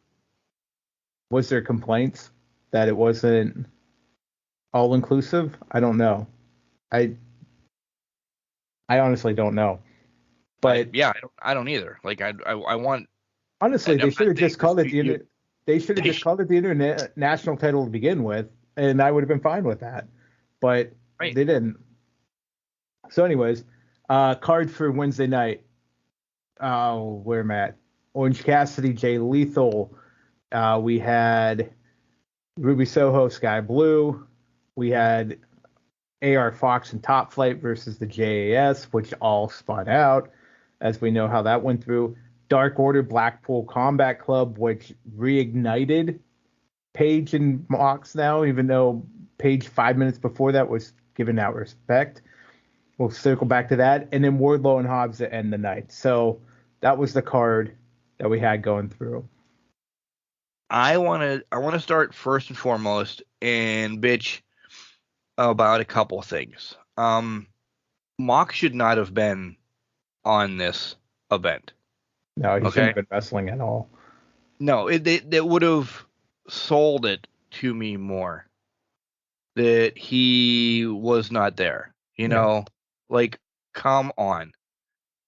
Yeah, I didn't understand that. I thought we talked about it. We joked about him finally getting his fucking vacation. And then here's Mox again. Apparently the toughest son of a bitch that's just can't die, essentially, is what the perception's being given here. He should have been at least off until April. I think the first week of April, just to sell it a little bit. But maybe that's only me. No, but I think it's you too. I know it's you too, but yeah, I completely agree. Like, what in the fuckity fuck? Why? I don't understand you can pick your seats this year for WrestleCade, VIP, A, B, C, D, E, F, G, and I don't understand what any of this means, but essentially I'm just going to put myself in VIP 9 and 10 in A. I don't know. Sure. Go for it. Sure. Proceed. Sorry, tickets you selected are no longer available. What are you fucking talking about? All right. How about I just put myself wherever the tickets lead me? What? This is pissing me off now. So that's my biggest thing about is Mox, that, you know, hey, he should have been off to sell the whole page thing. And then, yeah. What was the other? Oh, of course, the Wardlow losing the titles. And yeah. All right, so we took a break. We recalibrated. Mark, there's a million people getting tickets for WrestleCade right now, so I'm flustered. And we have a podcast to finish. So let's bitch about Wardlow, because that's what Mark wants to do. And it's not bitching about Wardlow.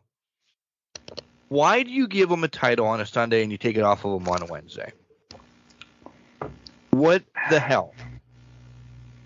I'm saying this right now. Throw me under the bus, whatever. Joe didn't want to lose to Hobbs. It's quite That's possible. what it looks like to me. That's exactly what it looks like to me. He doesn't want to lose to Hobbs. He's too green yet, or whatever. Joe, call us. Bitch at me. Tell me why you, because Wardlow losing to Hobbs does not make sense in this story anymore. No, it doesn't. And to me, it just screams. And I don't think it's because he's green. I don't know. I think Hobbs is in a better place now than he has been. And I think Hobbs would have been the ideal candidate to do this. I think Joe could have beat Wardlow. And then Wardlow Hobbs wins. Yeah. And then Hobbs just gets the win. And then you have Wardlow and Hobbs, double or nothing, right? The big Haas fight. Or you keep Wardlow completely away from the TNT title and let him, move him up. Listen, there's still a built-in story between him and MJF. If you want to say, hey, he's going to be the next person for MJF, take it or not, that's a hell of a 2-month build for if that's the match. I'm not saying it is or anything like that, but that'll be fun. Yeah, and that would be full circle because last year Double or Nothing was the whole MJF Wardlow, which MJF didn't want to job the Wardlow. A lot of people, and then we went off of that on that time. You know what I mean? Just the way that match went down. So something's not right in Sin City there. In my heart of hearts, Wardlow's the one getting hosed in all of this. Because listen, Joe's still ROH TV champion. More on that. Apparently, Briscoe's going to go for that. The tag team titles are going to be given up, or whatever, and we're going to have something with that. More on that next week. So all of that, Joe looks good. Briscoe looks good. Hobbs is now your TNT champion. Wardlow has had 2 TNT championship runs, one that wasn't good because he was part of a fucking tag team, one for 3 days just to say that he beat Joe. Did you end that story with him and Joe? It's 1-1 now, right? Yeah, it's still 1-1. There still needs to be a rubber match. Right. But Wardlow, in my mind, is the one losing this whole battle of who's getting pushed, who's not getting pushed, who looks good. Essentially, all Wardlow got out of this was a haircut. And their lame attempt to protect him in all this with QT Marshall getting involved was not even good. Was not a good way to do that at all. Because QT, no offense, but I haven't seen him in fucking forever. Honestly, didn't give because it sucked. The factory broke up off screen where nobody knew about it, and to be honest, I didn't give 2 shits. I wasn't seeing QT Marshall every week. he might have been on dark in that, but I wasn't giving two shits about it. So them trying to sell us on QT having Hobbs' back or paying Hobbs back doesn't sell it for me. Nope. So that's that. Yeah. Revert back to now we're just going to bounce back because Mark is back. Starks comes out and says, wow, and gets attacked by Juice Robinson. Listen, Starks just beat Chris Jericho, the Ocho, a Hall of Famer, across the board, somebody that is noteworthy in professional wrestling. He's hosted TV shows and people, I know Chris Jericho, he hosted blah, blah, blah, or he's been on The Masked Singer. As a wrestling fan, you know who Juice Robinson is. New Japan people know. Stark stepped back again. Again, you build him up. He was built up with Hobbs. He stepped back down. Oh, you got the Jericho push.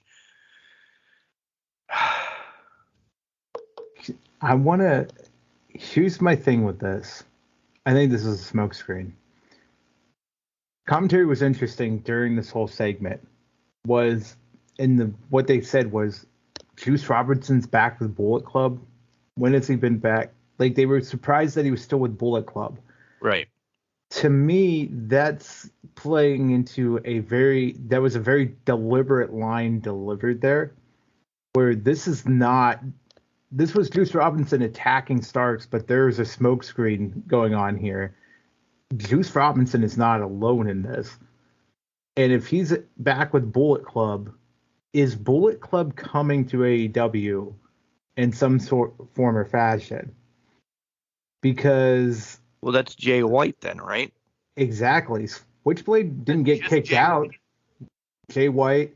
I think Tonga, I believe his name's Tonga, Tama Tonga is almost nearing end of contract with New Japan, if I'm correct this year. Is it Adam Cole as well?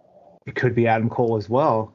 You could be having a resurgence of Bullet Club here and not taking away from our FTR Punk theory. There could be a Bullet Club Elite clash going on here as well. I think there was a smokescreen, and this was just the first iteration of that. Starks happened to be in the middle of it, and Starks is going to be in the middle of it going forward. If it leads to Switchblade coming in, I think Starks is on a great path here because this is two young, talented individuals on a collision course. But if it's just Juice Robinson and that's all we're getting out of this, then I absolutely agree with you. He's taking a step back. Right. But to me, the commentary was interesting around this. It built it in a way. I don't think Juice is alone. And I think Bullet Club is coming to AEW. My heart of hearts, I always thought Jay White to WWE was a bad move because I think he just gets lost in the shuffle up there.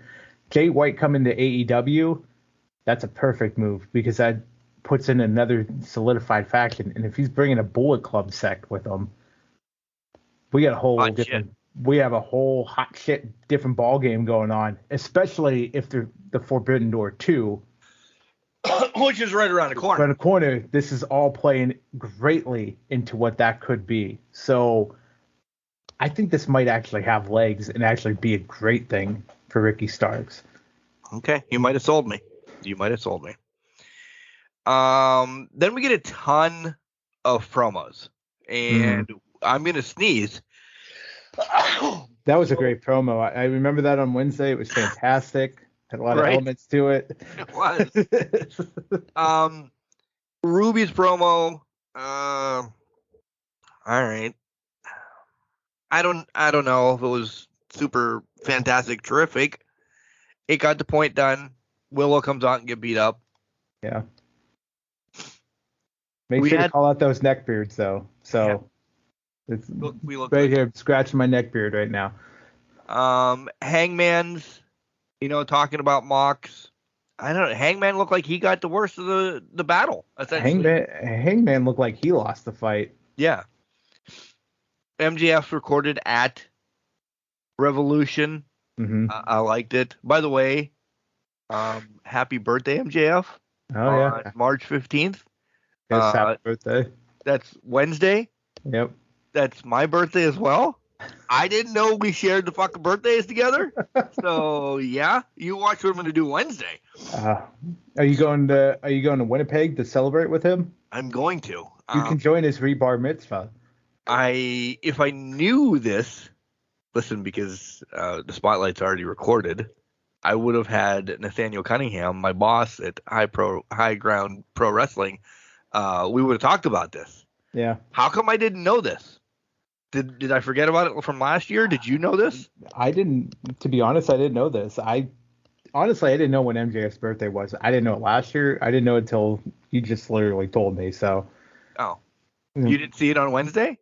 I must have been. I heard the rebar mitzvah, but I must have missed the whole birthday. I thought it was the birthday celebration was like, oh, it's happening in the next week or so, but it's not like the Ides of March. The 15th, yeah. The Ides of March completely lost on me Wednesday night. So okay. Tony Schiavone welcomes back FTR. Real quick, can I go back to MJF real quick? Did you see the aftermath photo where what he lovingly called his horn moved into his eye, and it was disgusting. And fuck, that just looked that looked disgusting. Rough, but I had to call that. It looked disgusting. It wasn't fork splattering blood everywhere, disgusting, but it was pretty gnarly looking. So I had to call that out. Tony's in the ring, brings FTR out. They want to beat the shit out of the Guns. They're happy to be back in AEW. Again, there was like promo after promo after promo for like 15 minutes. I'm like, what are we doing? Yeah, and let's just do all the promo here. Bryan Danielson's promo where he says, "I'm going home." The fuck out. What a swan song. Does he come back, or is this more or less of? I don't think it's his retirement per se, but I think it's his part-time. You're not going to see me. I'm part-time. You're not going to see me all the time. You may see me at every pay-per-view, or maybe you're only going to see me once or twice a year type thing. I think this was his swan song for full-time career, and he did a hell of a one going 68 minutes with MJF. So kudos to him, but that was an emotionally packed promo from Bryan Danielson. It really was.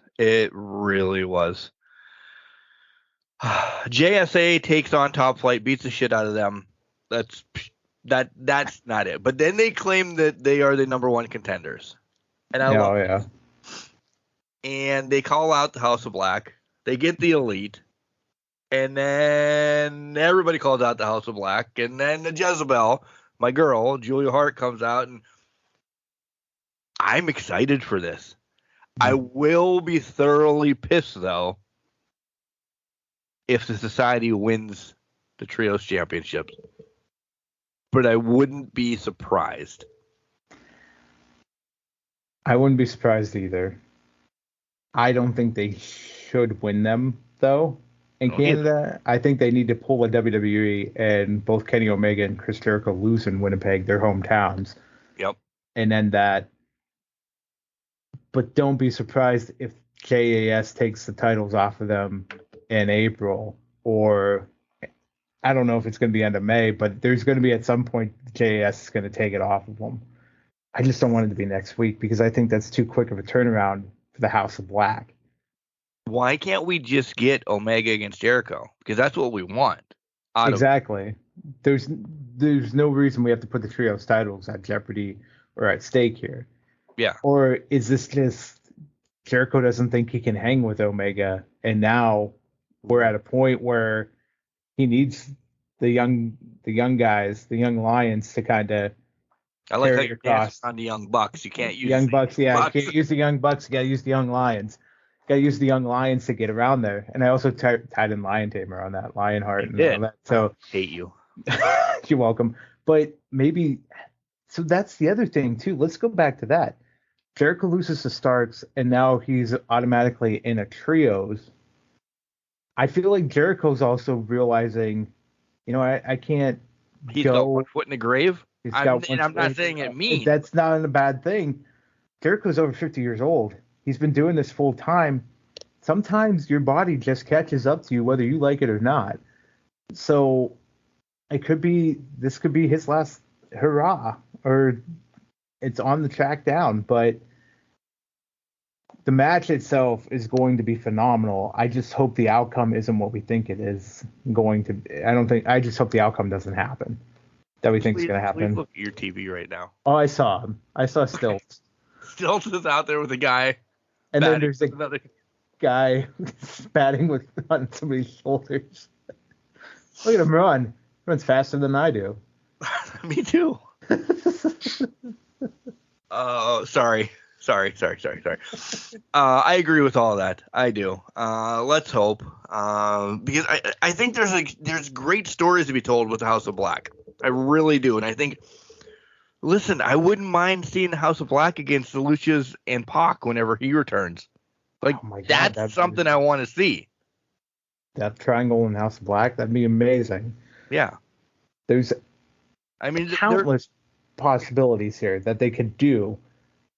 Put the titles on FTR, then we can get the Bucks. You can have Jericho against Omega. We can separate all this and have great shit. We don't need... Okay. And another thing I'm going to bitch about. Why the fuck is the BCC? Why are they bad now? Like, what they this heel turn against Silver and Reynolds. That's essentially what it was. It was a heel turn for Silver and Reynolds. And I don't understand it. I really don't understand it whatsoever. I feel like they just turned them bad so that Claudio could be the bad guy with Eddie Kingston, and then in ROH and whoever else comes up. And I can't think of it right now, and I didn't write it down, but I was like, oh, you know what? They're building up for Claudio to face this person. I can't think of him right now. But it seems to me they turned them bad so that Claudio faces Eddie, and because they know Eddie's going to be the baby face, he's going to be the crowd love. Everybody loves Eddie. So Claudio has to be the bad guy. Wheeler's got to be the bad guy because Wheeler's just been a stick in the mud for this whole entire time, anyways. Mox, honestly, I don't think Mox changes his character, so I don't know how this is a heel behavior. He's just more or less being that I don't really give a shit about you. He's just the I don't give a shit about you person. So this isn't bad for Mox. Could it be? I don't understand why it can't stay what it was last year when Regal was there. Middle of the road. We're not bad. We're not good. We're just here to fight. We don't care about you or your feelings. We're just here to have fights. That's all it needs to be. But that's not what they want to do. For some reason, they have to make it heel. I think they're overthinking of what the BCC should be. Agreed wholeheartedly. I just don't understand it. And then, we talked about me bitching about Wardlow and Hobbs. I don't understand that, and I guess it's not for me to understand. But it was a great pay-per-view. It was a great pay-per-view, a good week for AEW. And I guess more happened last night, and they're like, no shit, Mark, it always happens last night. You guys just don't fucking talk about it. Well, because it hasn't been good. And I don't want to say it mean like that, but it hasn't been good. It just hasn't been. But they talked apparently about the titles and so on and so forth. But we'll talk about that next week. We really will. Agreed. Time for WWE, because it's. And listen, I don't want to be a stickler about this, but it's going to be Bloodline talk, and that's about it. That ate up a lot. I do have one thing to question you about last week and this week. Okay. About somebody being around and so on and so forth, but it seemed a little forced. But we'll get there. Okay. We'll get there when we get there. Well, which is right now.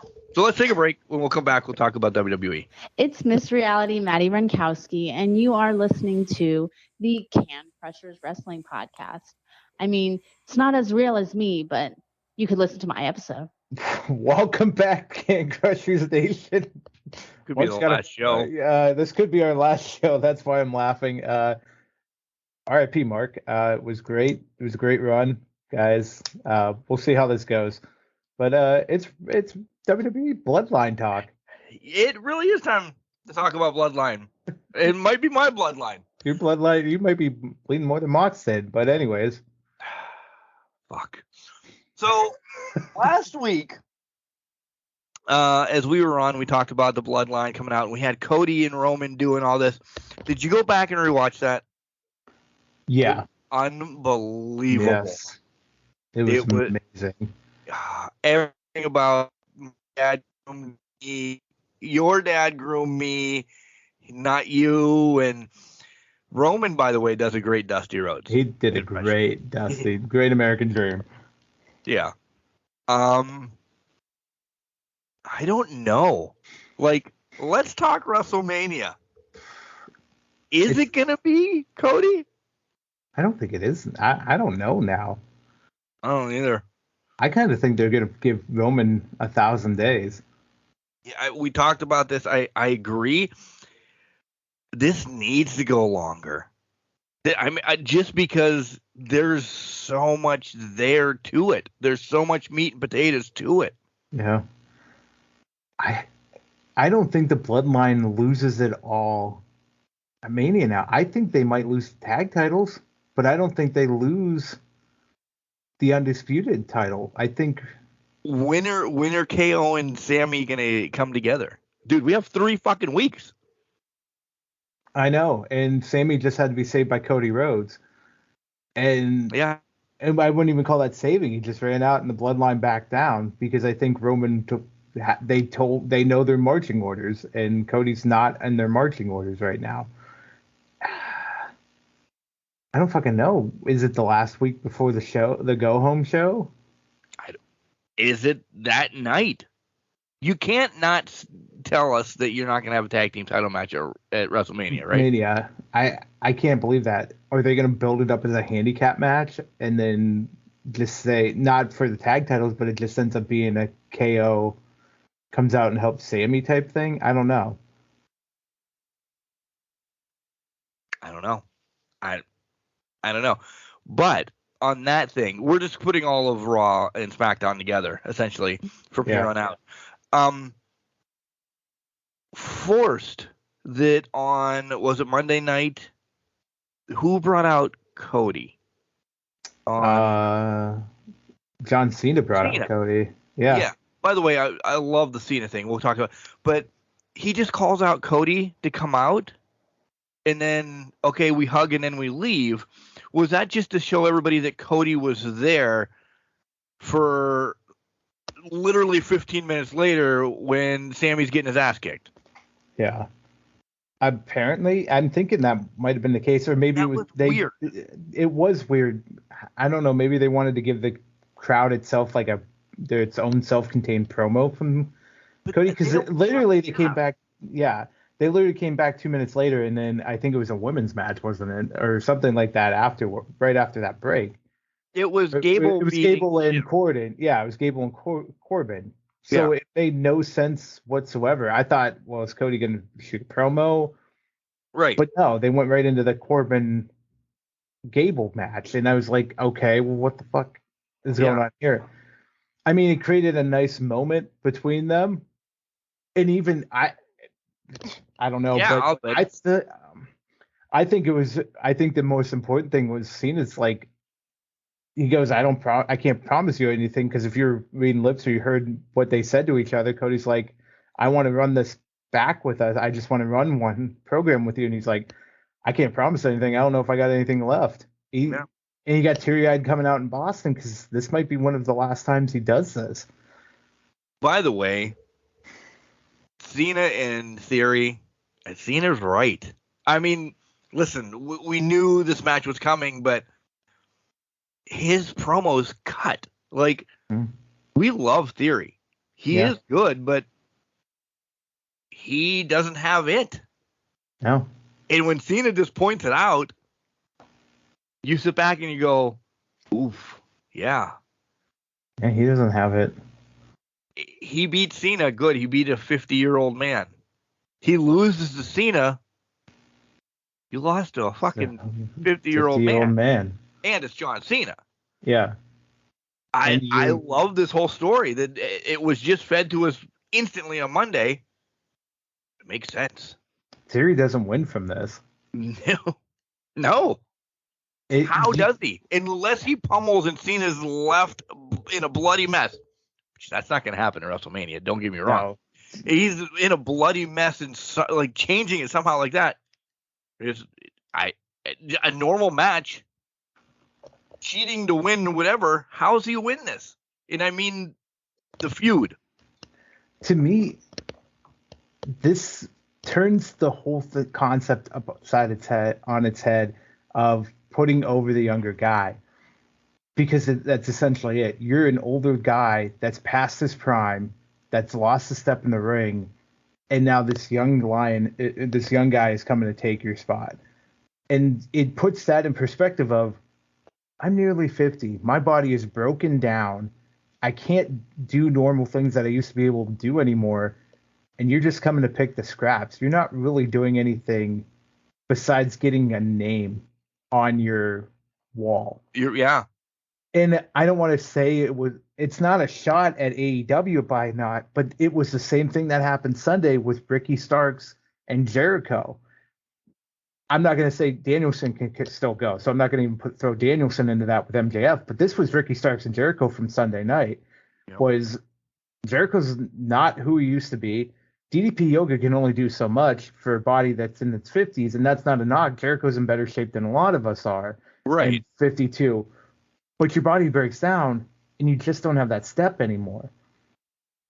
And Ricky Starks, God love him, this match would have been great 10 years ago. 4 years ago when AEW started, this match would have been must see.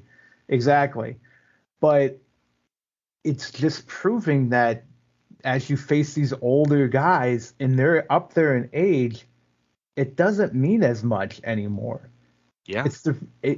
Honestly, it's like a Ric Flair placebo effect. The guys that beat Flair when he was in his 50s, 60s, and well, now 70s, the wins just don't mean anything. And right. I think that's the case here, is you're just not that good, even if you beat me at 50 years old. And let's be honest, the only guy Austin Theory's been feuding with that's under 40 is Seth Rollins, and he's getting 50. Up there too. He's almost 40. Lashley's over 40, 45, I think now, 46. Yeah. Phenomenal shape. Older than they are very AEW. Older. Yeah.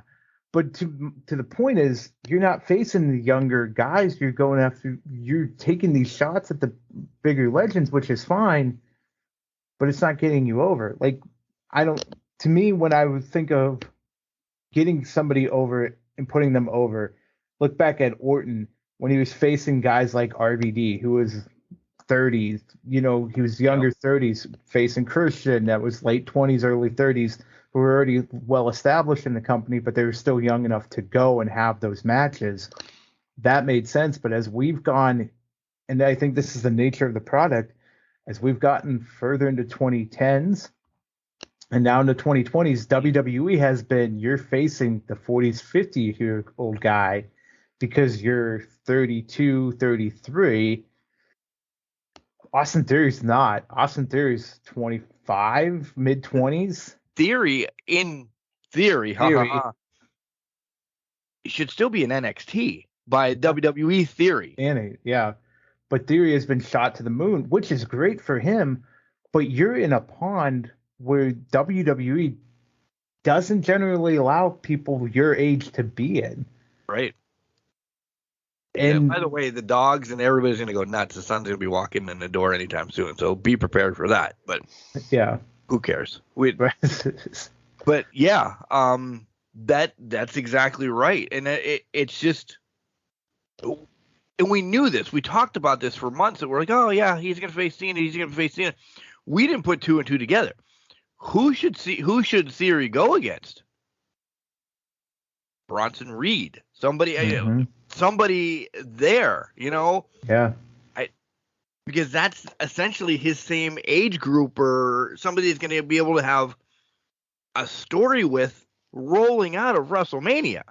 Yeah. He beat Cena coming out of WrestleMania. Okay, where does he go? Yeah. He loses to Cena coming out of WrestleMania. Oof. Big oof. What do you do? Yeah. Who do you fight? There's just nothing. Party animals win, folks. Party animals win. Savannah Bananas does not have a good season this year, by the way. Yeah, they're falling down. Oh no, it's showdown time. Never mind. Oh. Which is crazy ass time. But okay, go ahead. But I think to just put the button on it, Theory's in a no-win situation unless they're going to catapult him to the world title. Or by SummerSlam.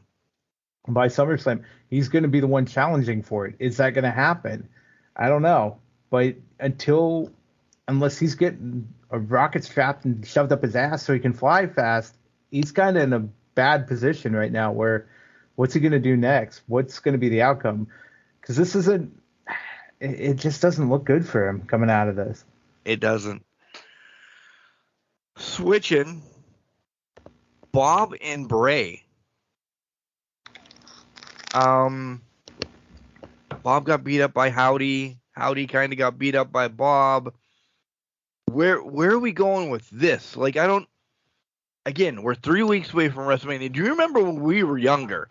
Like, we knew everything by now for WrestleMania. And I know he didn't. Knew everything by WrestleMania now, and it was just literally filling in a little story here, buttoning it up, getting some more promos. We don't know when Roman and Cody is going to be. I would imagine Sunday night. But, like, dates, times, this, that, nothing has been what's going on. Nothing is established. We're 3 weeks away. And people are like, yeah, and it's what we just said. It's six TV shows, right? Yeah. Yep. 6 TV shows back in the day was February, and you knew the lineup. Yep. And you knew what was coming, and we have no clue. No. By the way, this showdown whole thing is crazy. Research Savannah Bananas and once it gets extra innings because it's crazy. Because now it's in the second part of the showdown when it literally is just pitcher against batter. If a ball gets hit in the outfield, the fucking pitcher has to go to the outfield to get it to try to get the batter out. It's fucking wild. And if he walks him, it's even better because you have to have the pitcher has to run around and try to get him out. Oh my God. So that's essentially more WWE. I loved the whole thing with Jay coming out of the crowd. I don't know why people actually thought Jay was going with Sammy, putting up the We the Ones, and then just super kicking him into next week. The whole story, like that's why each week with this bloodline, it gets more and more complex and more, hey, this is what's going on and more. And as a wrestling fan of, 40 years or whatever that I've loved it, this has been one of the greatest stories ever told. Yeah. And I don't want it to end at WrestleMania. That's why I don't listen. I want Cody Rhodes to get this title. I do.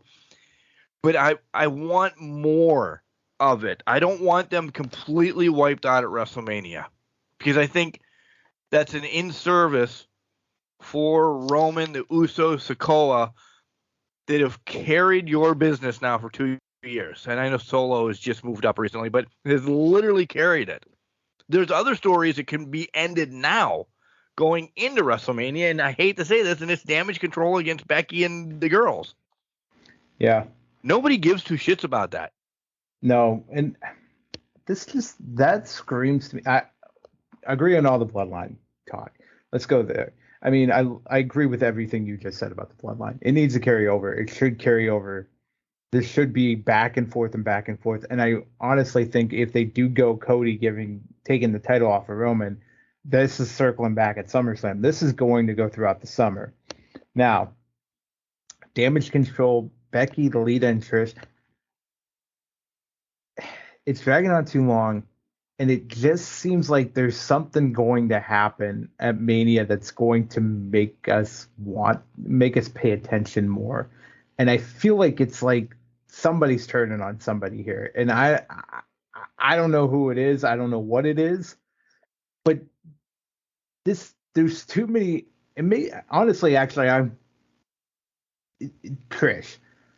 The whole Trish situation boggles my mind that Becky had to be inserted into the title picture. We had Trish in the back for 3 weeks, didn't do anything with her. Is it Trish turning and just saying fuck you guys? So what, we're gonna get Lita against Trish or Lita against Becky or Becky and Trish at SummerSlam?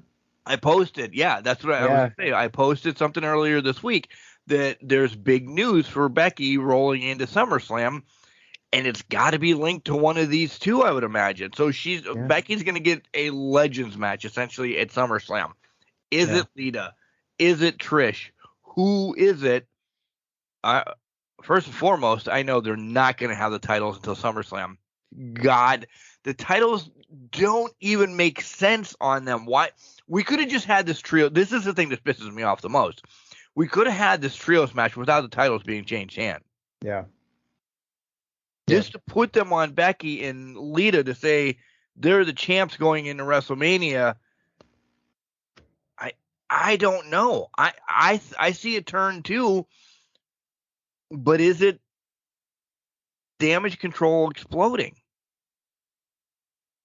And it doesn't make sense on paper because these legends have to, and listen, I thought about this as I was watching, and I'm going to get a lot of hate. I wasn't fans of Trish and Lita when they were doing their shit as main rosters. Like, yeah, I know they carried from kind of like the bra and panties into other things, but Trish was part of bra and panties just as much. She was Kiss My Ass Club. She'd do anything she possibly could. Like, Lita was maybe a little bit better, but she had sex on TV. I just, as a pubescent child, I love them. Mm-hmm. Listen, we understand that. I just don't think they ever carried wrestling to the level it's at now.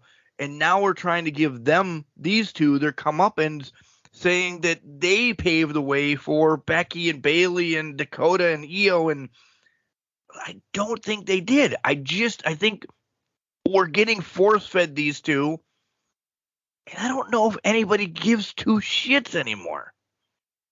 And that's saying it sounds completely mean and inconsiderate, like I have no heart, because they did a lot for wrestling.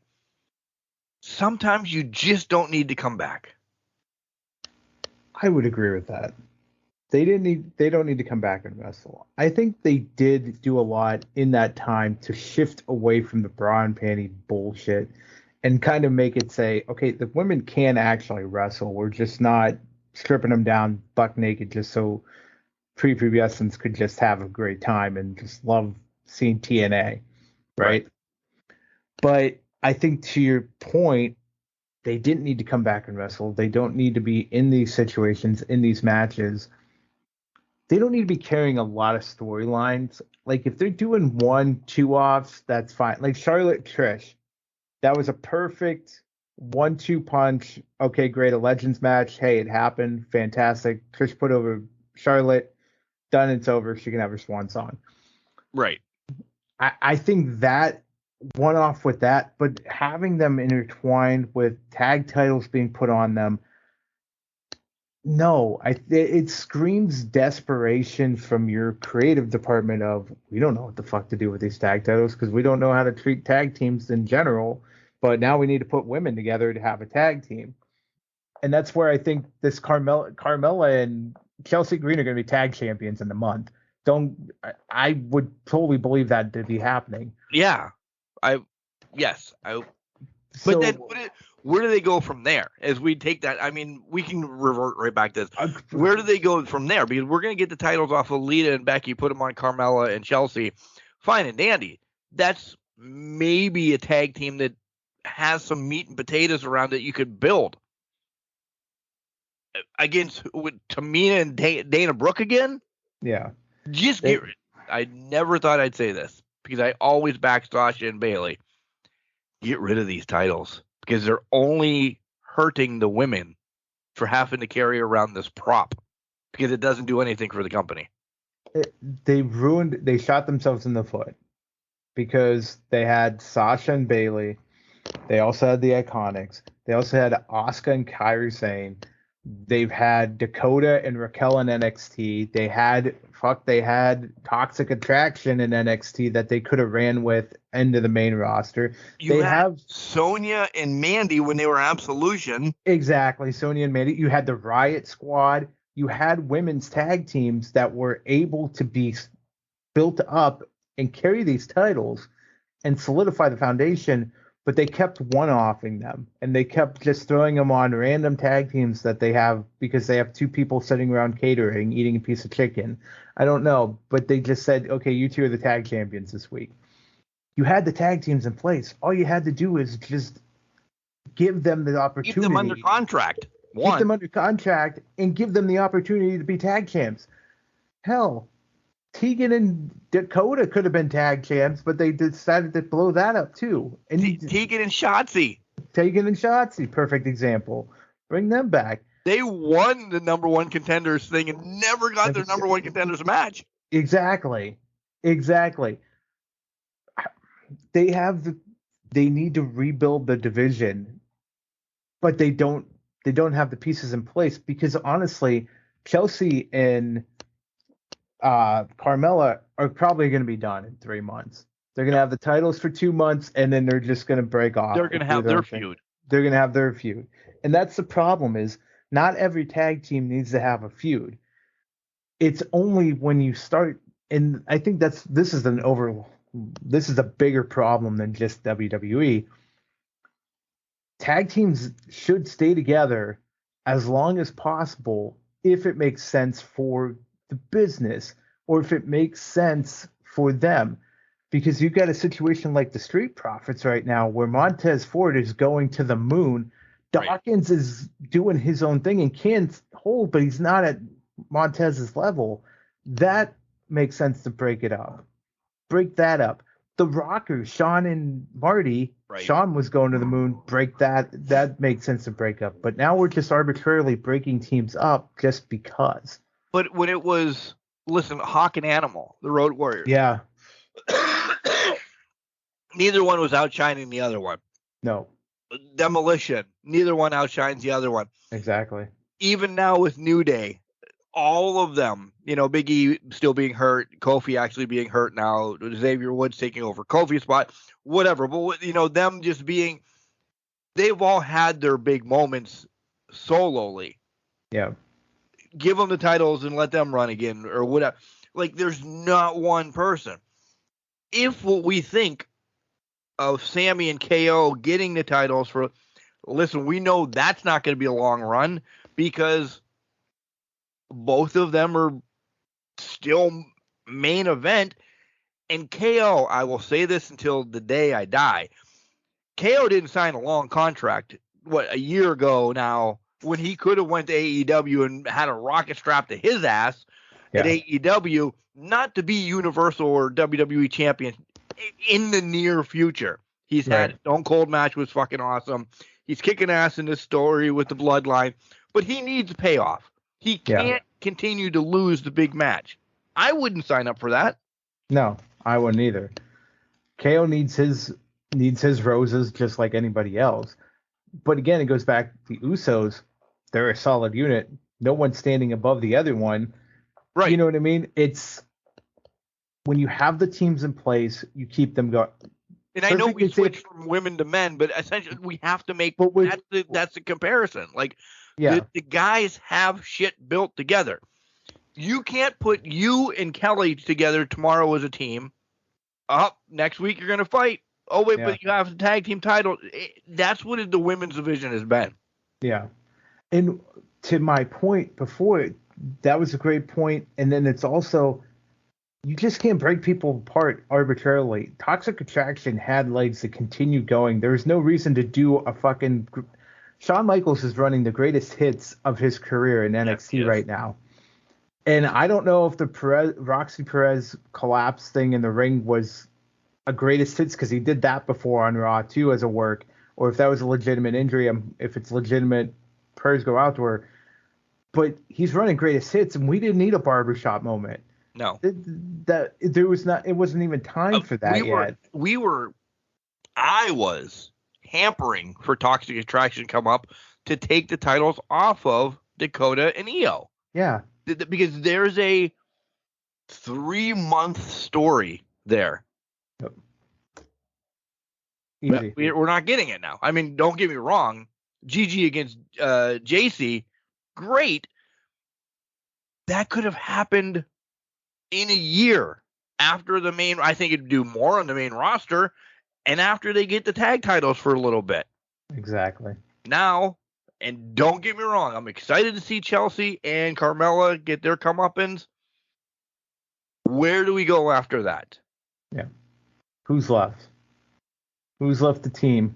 Are we going to are Nikki and Piper going to fight this month and next month? They're going to be best friends again? Is that how it's going to work? Who the hell knows? Build your foundation. Force-fed Dana and Vega, are they going to become friends now? Yeah. Where's Vega been? Maybe it's Vega and BFAB, and we're just going to combine the two groups because God knows they kicked Santos out and turned him face for some ungodly reason. I know they didn't kick him out, but they might as well have. Yeah. All right. We're bitching. We're ready for Ray to fucking punch Dom. Yeah. Like, needs to happen. Listen, again, 3 weeks away. We need, how many matches are set? Please do not look. I saw that 7. Yeah. So that's one night. You have a whole nother night of matches you have to put together. Are we going to come up with them? Is there a way to come up with them? So here's the thing. Triple H also said, and this has been leaked out, they're going for smaller cards. So are they aiming for 5 matches a night? All right. So I don't even know if it's 7. I'm just saying 7. 7 matches. Actually, I think it might be 7 right now. Okay, to be honest. 7 matches are booked. You're going to look now. 7 matches are booked. I wasn't going. No, I don't want you to. I don't. 7 matches are booked. So 5 a night. We still need 3 on one of the cards. So Ray and Dom. Mm-hmm. They haven't announced Finn and Edge yet. That's coming Monday, I guess. Okay. So that'll be 2. And technically, they haven't announced the tag titles match yet. And they really haven't announced. So maybe it hasn't been 7. And they haven't announced the IC match. Yeah, but we know. We know all the matches. I mean, if we put. But they just haven't announced them yet. Yeah. Yeah. I mean, Brock against Omos, I don't care. Honestly, this is gonna sound horrible. I don't care about Ray against Dom. Well, I thought they'd build that up better than they have. It just, I mean, it's funny, but like, it's not. It doesn't jump off your page. We said this last week. He's gonna hit him the week before, and then we're gonna get a match. Mm-hmm. I don't know if you can't sell me that. Unless it's going to be a bar fight where Ray's drinking and that's why he gets mad and he wants to fight his kid or something like that. I mean, is this going to that fast? I know it's been building up, but it just feels like they're trying to just quick snap the finger and then it's on. I did look it up. It's 4 right now. So there's only 4 matches announced right now? There's only 4 matches announced right now. Asuka, Bianca, Charlotte, Rhea, Austin Theory, Cena, Roman, and Cody. So essentially, Brock and Omos is. Well, it's not on here, so okay. Brock and Omos. So but let's level set this. This still puts my point. 3 of these matches were established by the night after WrestleMania, or not WrestleMania, after Rumble. One was established 2 weeks ago. The other was established this past Monday night on Raw. So is SmackDown going to start stepping up and announcing matches too? Are we getting? And I don't even know if it's a thing anymore. Are we getting the battle royals? I don't think they even call it the Mae Young one anymore. Just the women's and the men's battle royal. Is that a thing anymore? I don't think it is, because I think I read that was part of the cuts, where getting rid of the battle. But they weren't even on the show to begin with. They were always on SmackDown. Right. I mean, we have an IC match, a tag team match. Well, Bray and Bob. We have Bray and Bob leading to that, right? Yeah. So Finn and Edge. But then you have to, and we're not doing this. Maybe we'll do this next week, because maybe they'll actually have it figured out. You have to put matches as matches. Main event, Cody and Roman has to be Sunday night, right? That's the whole meat and potatoes of the thing. Yeah. So if you don't give Saturday night, is it Bianca and Asuka? Or is it Charlotte and Ripley? If you don't give a woman one, I'm saying this because we are advocates of it. If you don't give them one of the main events, what have you done for them? Yeah. But let me stir the pot. Are they main events? I don't think Bianca and Asuka is. And that's being mean. I just don't think that's a main event. I don't think they've. Yeah. The threat's there. To be honest, I don't think Charlotte Rhea is. I don't either. To me, your main event for night one has to be the Usos versus Sami and KO. If that's the match. Right. And if that's the match, the bloodline has to dominate WrestleMania. Both nights. Yep. And that's nothing against women, but I also don't want them to put both women's matches on the same card again, because they did that before. Split out the title matches, put one on night one on night two. Right. And then Cena Theory's got to be probably that middle card highlight match, showcase match that you have. You're going to need one for the Intercontinental title, if it's going to be a triple threat match or whatever that's going to be, because I think that gets determined on SmackDown Friday night, is your other big spotlight mid-card match. So now you need to book your opening card matches, what's going to open your show. Well, Brock. Brock, if Brock's not a closer, he wants to open and get the fuck home. You open WrestleMania with Brock against Omos. Brock and Omos is match 2. Because they've done that. They did Bob and Brock match 2 before. I think that's a match 2. That's just not good. Bray and Bob is a match 2. Yeah. Are we not getting a Bad Bunny? Logan Paul and Seth. We didn't talk about Logan Paul or Seth. That's not listed on here, but that's going to probably be official here. That's probably opening one of the nights. Yeah. Because Logan Paul can go. Seth freaking Rollins is going to open one of your. We know Seth can go, so that's one of your matches that opens. And then the other thing, let's throw this out there. Throw this out. I'm sorry. The trio women match isn't on there yet either. It's not on here yet. You're right. So that's another one that needs to be thrown out there, but that's middle card somewhere in there. But let's also throw this one out there. What's Finn and Edge? Is that a cell match? Is that Demon versus Edge? What are we doing? Yeah, Demon versus Brood. What does that match look like? Because I could see them making that match 1. Wouldn't be great, but it's what they're going to be stuck with. But it's not going to be Hell in a Cell kicking off a night. There's just no way for that. Why not? Well, let's put it this way. Would you rather have Hell in the Cell kick off night 1, or would you rather have Sheamus, Gunther, and Drew kick off night 1 or night 2? Be the banger that starts off of WrestleMania. I'd rather have that and then put the Hell in the Cell in the mid-card. Yeah, do banger and banger and do that way. There's a lot of unknown variables. And I'm hoping in the next week they figure out we get at least 4 matches, 3 matches get made official. Yeah. And Ronda Rousey is going to be left off the card. Yeah. I know there's an injury, but I have to imagine both nights are going to have at least 2 women's matches.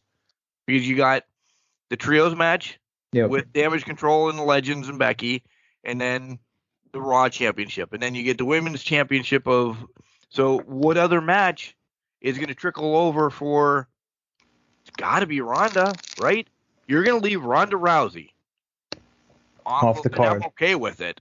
Trust me, I am. But she sells. She's a name. Yeah. You're going to leave her off of pay-per-view? No. No chance. No chance in hell. That wasn't even a pun, but no chance in hell. I don't know. It just doesn't seem like WrestleMania is, I don't want to say a priority, or they're worried about it. I think, but let's flip it back on them. They might not be worried about it because they know what they're doing. They're just telling a story, and they're just not releasing the card names. It could be as simple as that. It really could be, and it probably is. Is that how it's supposed to be run? No, because we don't like it that way. We don't like it that way, but is that a finely tuned machine that's actually fucking running now? Because we're not just throwing 95 matches out there 6 weeks out and then having to fucking string it out and figure out a way to drag it to WrestleMania? I don't know. I'm just saying. Yeah, it makes the way that you said it. Yes, it makes sense. It's just what it's like to have shit together in WWE. I mean, maybe it is, and are we just overanalyzing it? And this is part of the journey, and we're supposed to be saying, "Well, goddamn, they did get me there, and they told a hell of a story while getting me there. They may not have told me the matches ahead of time, but we knew what they were going to be. We were just there for the ride." Listen, if there's only going to be 10 matches, we've named fucking 12. Yeah, fair. Something's coming off. Something's coming up, and maybe that's just how it's supposed to be. Is okay. They might not announce them officially, but we already know they're coming. Yeah, it's just how do we get there? And that could be. And let's be honest, as fans, maybe that's what we need. Let's go meta. That's what we need, is to realize we don't need to know everything up front. We just need to enjoy the ride. What? I know. It's mind blowing. We just need to fucking enjoy the ride and see where it takes us there. I know. Terrible. Terrible. I've ruined wrestling fans, and I'm going to get the hate now. Not as much hate as I'm going to get. That's close to $700 was taken out of my checking account. Well, it was great knowing you. Oh, fuck. I'm dreading going upstairs right now, but has to be done. So, Jenks, let's do this. Hey, don't forget to tune in this Wednesday, which is March 15th, my birthday, MJF's birthday, for the Nathaniel Cunningham release of... Really hoping you make it to that birthday to get another year around the sun. Remember how pumped I was at the beginning of this show? Yeah. Oh, I'm so pumped. I'm going to High Ground Pro Wrestling in Scranton. Oof. Let's hope I make it to Scranton. I hope so, too. It's going to be a hell of a plot twist for that storyline. Fuck yourself. I love you.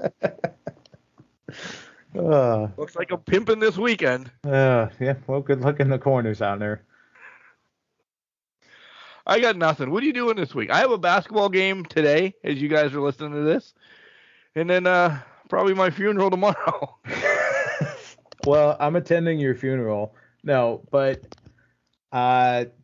today, kicking my feet up, not doing a damn thing, just relaxing. Maybe some Grand Theft Auto, maybe something else. We'll see what happens. Tomorrow, girlfriend's coming up. Got to cook. Got to obviously she's going to be celebrating the Olive Garden victory and Applebee's, and she's loving life right now. But I'm cooking for her, so doing that and just playing out the week, see what happens. Tournament, NCAA tournament tomorrow. Yeah, pallbearer.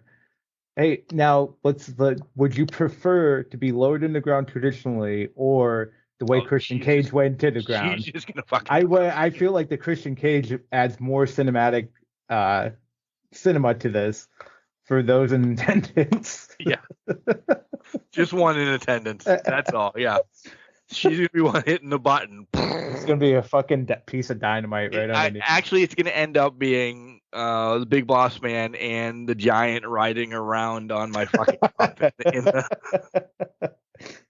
celebrating, just like rah, on top of the coffin. It's oh man. Yeah, it is Selection Sunday. I'm excited. I've watched about 10% of college basketball this year compared to what I've normally watched. So my pool is going to probably suck, but I'm going to get into one. Yeah, mine's going to be okay. I think I'm going to be okay with my pool. I haven't watched too much college basketball, but I usually watch the tournaments right now. So that's kind of where I'm going to be. I'll probably be doing a lot of that tomorrow. Let's put it that way, because there's going to be a lot of tournaments on. Conference tournaments need to get settled, so I'll be watching a lot of those. And it's snowing in March. The third winter's upon us here in Pennsylvania. Really is. All right, we're just prolonging this. I love you. I love you too. Remember, just because I'm trash doesn't mean I can't do great things. No, Mark, you're a garbage can, not a garbage cannot. You make sure you tell your loved ones that you love them, especially in this trying time that's about to happen. So we love you. Love you, Can Crusher Nation. Love you, Mark. Hope to be back next week. Bye for now. Hope I say this to you guys.